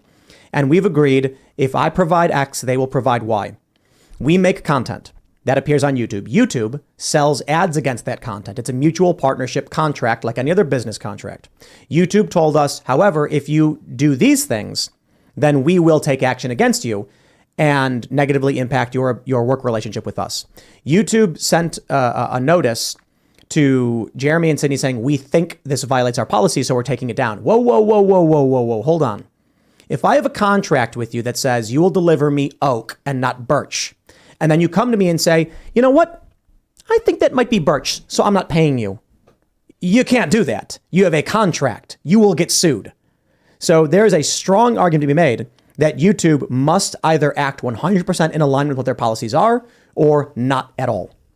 That is to say, YouTube must definitively come out and say outright, yes, this did breach the contract. Here's why. And the reason why I think they don't do that, we saw it with Alex Berenson when he sued Twitter. They told him, here are the parameters by which you will be banned. And then when he got banned outside of those parameters, they were in breach of contract. He won.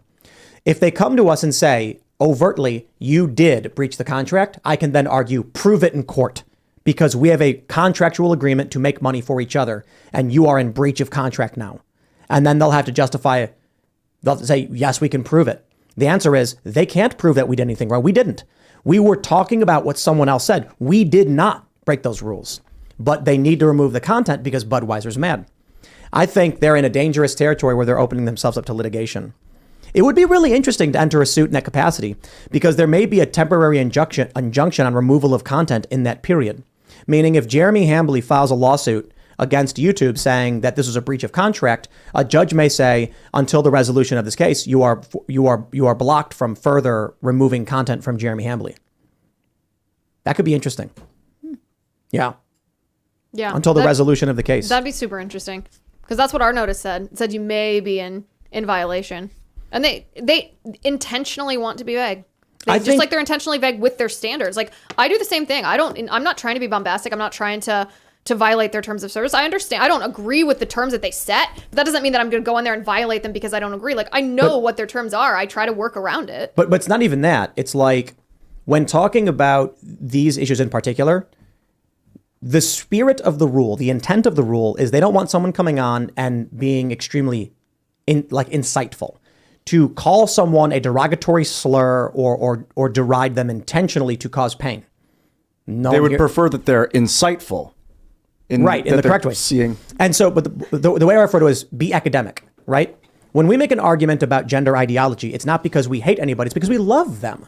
When there are kids who are suffering from something, we want to help them in the proper way. So when you look at what happened in Europe, they abandoned the child sex change surgery and puberty blockers because it was hurting them. So out of a place of love, we're saying we need to stop hurting these kids. We've seen the evidence out of Europe. They shut down Tavistock. The Scandinavian countries have abandoned this. It clearly is causing more harm than good. For the sake of the betterment of these children and for these individuals, we want them to get better treatment. If YouTube strikes you for that, now they're in breach of contract, hands down. Hands down. So I think anytime someone gets a strike, they need to file a lawsuit immediately.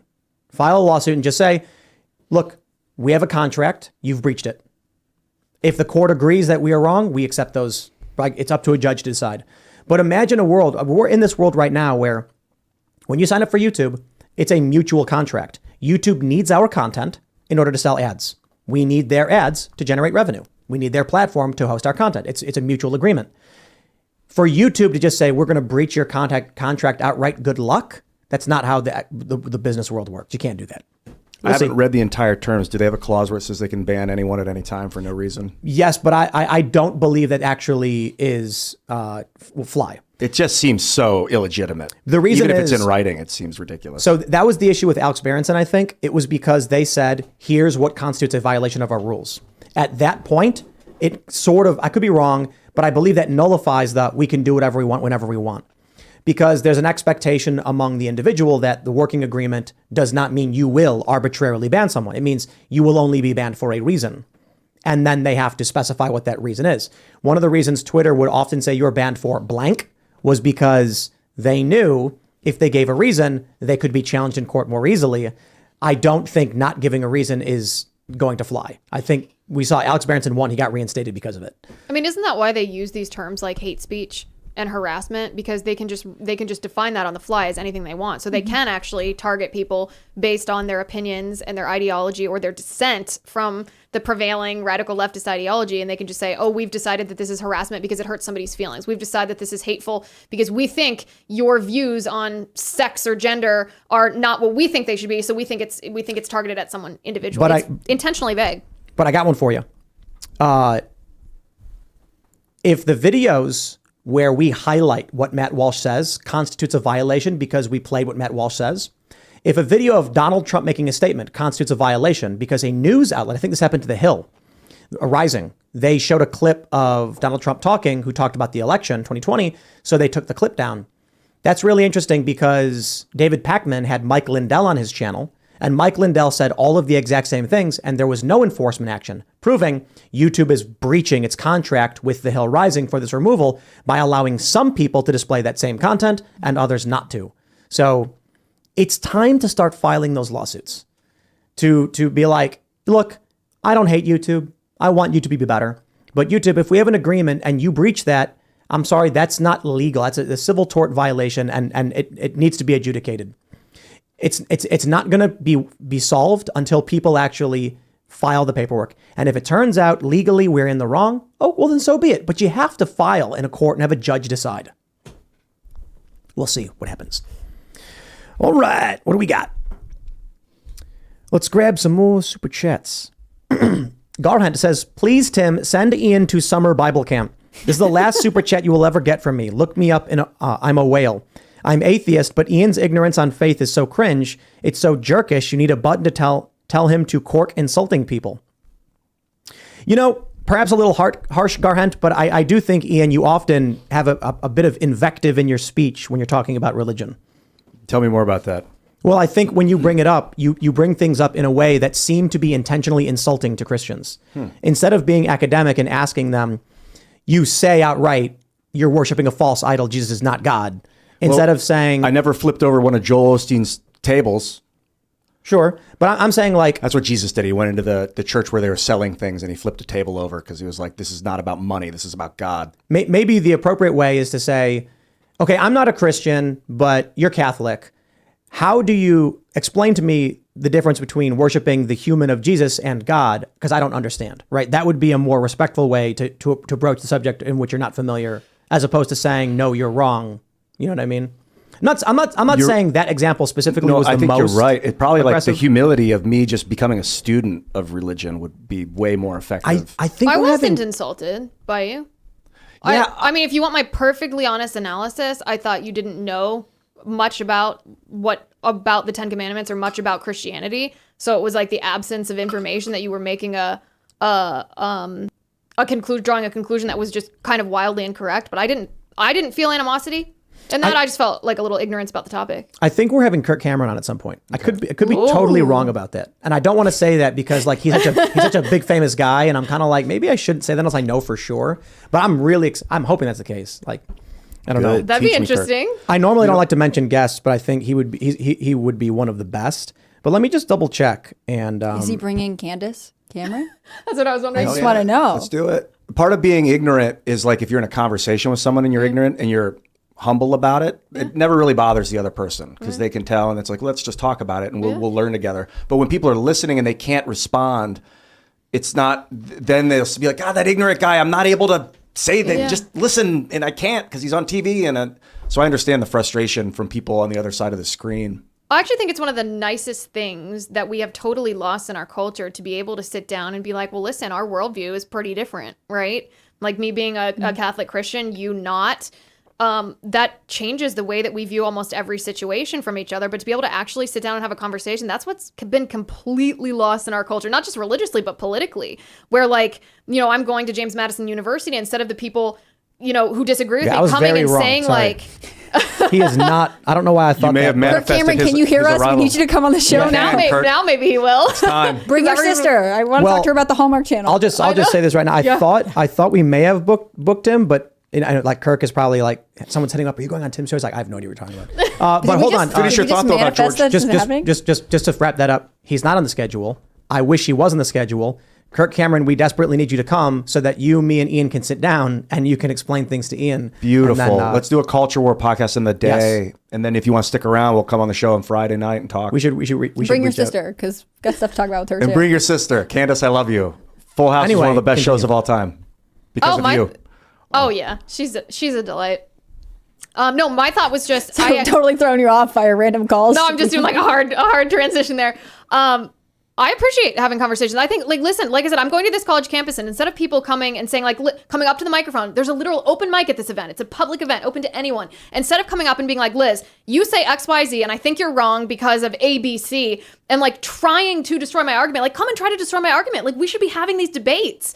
But we've gotten to a point in our culture where they say that my opinion is violence, that it's harming them, right, and that they're unwilling to even engage. Like, I think this is the most fun thing ever, to be able to sit here and be like, yeah, we mutually respect each other. We're having conversation about very different worldviews. Let's understand. Let's argue. Let's even tell each other, like, no, you're totally wrong, and here's why, and still no animosity. Like, that's actually what makes a civilization, because everyone's not going to be of one mind on every issue, right, but talking about it is like, great. I got a good one. Milo Hoffman says, you are arguing about the wrong thing. Public schools should not exist. Government has no more business running our schools than they do running our churches. We need separation of school and state. Agreed. Yeah, I'm not against that. Sure. But in the reality that they do currently exist, what do we do with them? I do like I agree, though, by the way. I know that this is like even beyond what base conservatism is. I said this to my producer the other day. I was like, pretty soon I'm going to come out and say we shouldn't even have public schools, and all the conservatives are going to try to distance themselves from me. And 5 years from now, they're going to be like, oh, that girl was right. Because, I mean, what are they doing? They're just indoctrination centers, but indoctrinating bad stuff. So Lothair Mordred Shirk Media says, Tim, I loved your content, but I view Marxism and Christianity as hypocritical and very destructive. I think Marxism is. I actually think my view of Christian. I'm not a Christian, and my view of Christianity is. I'll tell you the same old story I've told a million times. Sodom and Gomorrah. If there's but one righteous person, right? That is the root of the presumption of innocence. So my view of Christianity is that we have, our founding fathers in this country, crafted a set of morals and guidelines rooted in Christian morals and ethics that we all basically agree are really, really good. I think you got to watch out for charlatans. You got to watch out for people who are like, I'm a good Christian, and they're actually like evil narcissists who are trying to accumulate power. But Marxism is just inherently bad. And the radical theories, critical theory, critical gender theory, they're all really, really bad, divisive. They breed hate and animosity. And the moral framework of Christianity is actually something most people would agree on, even Bill Maher.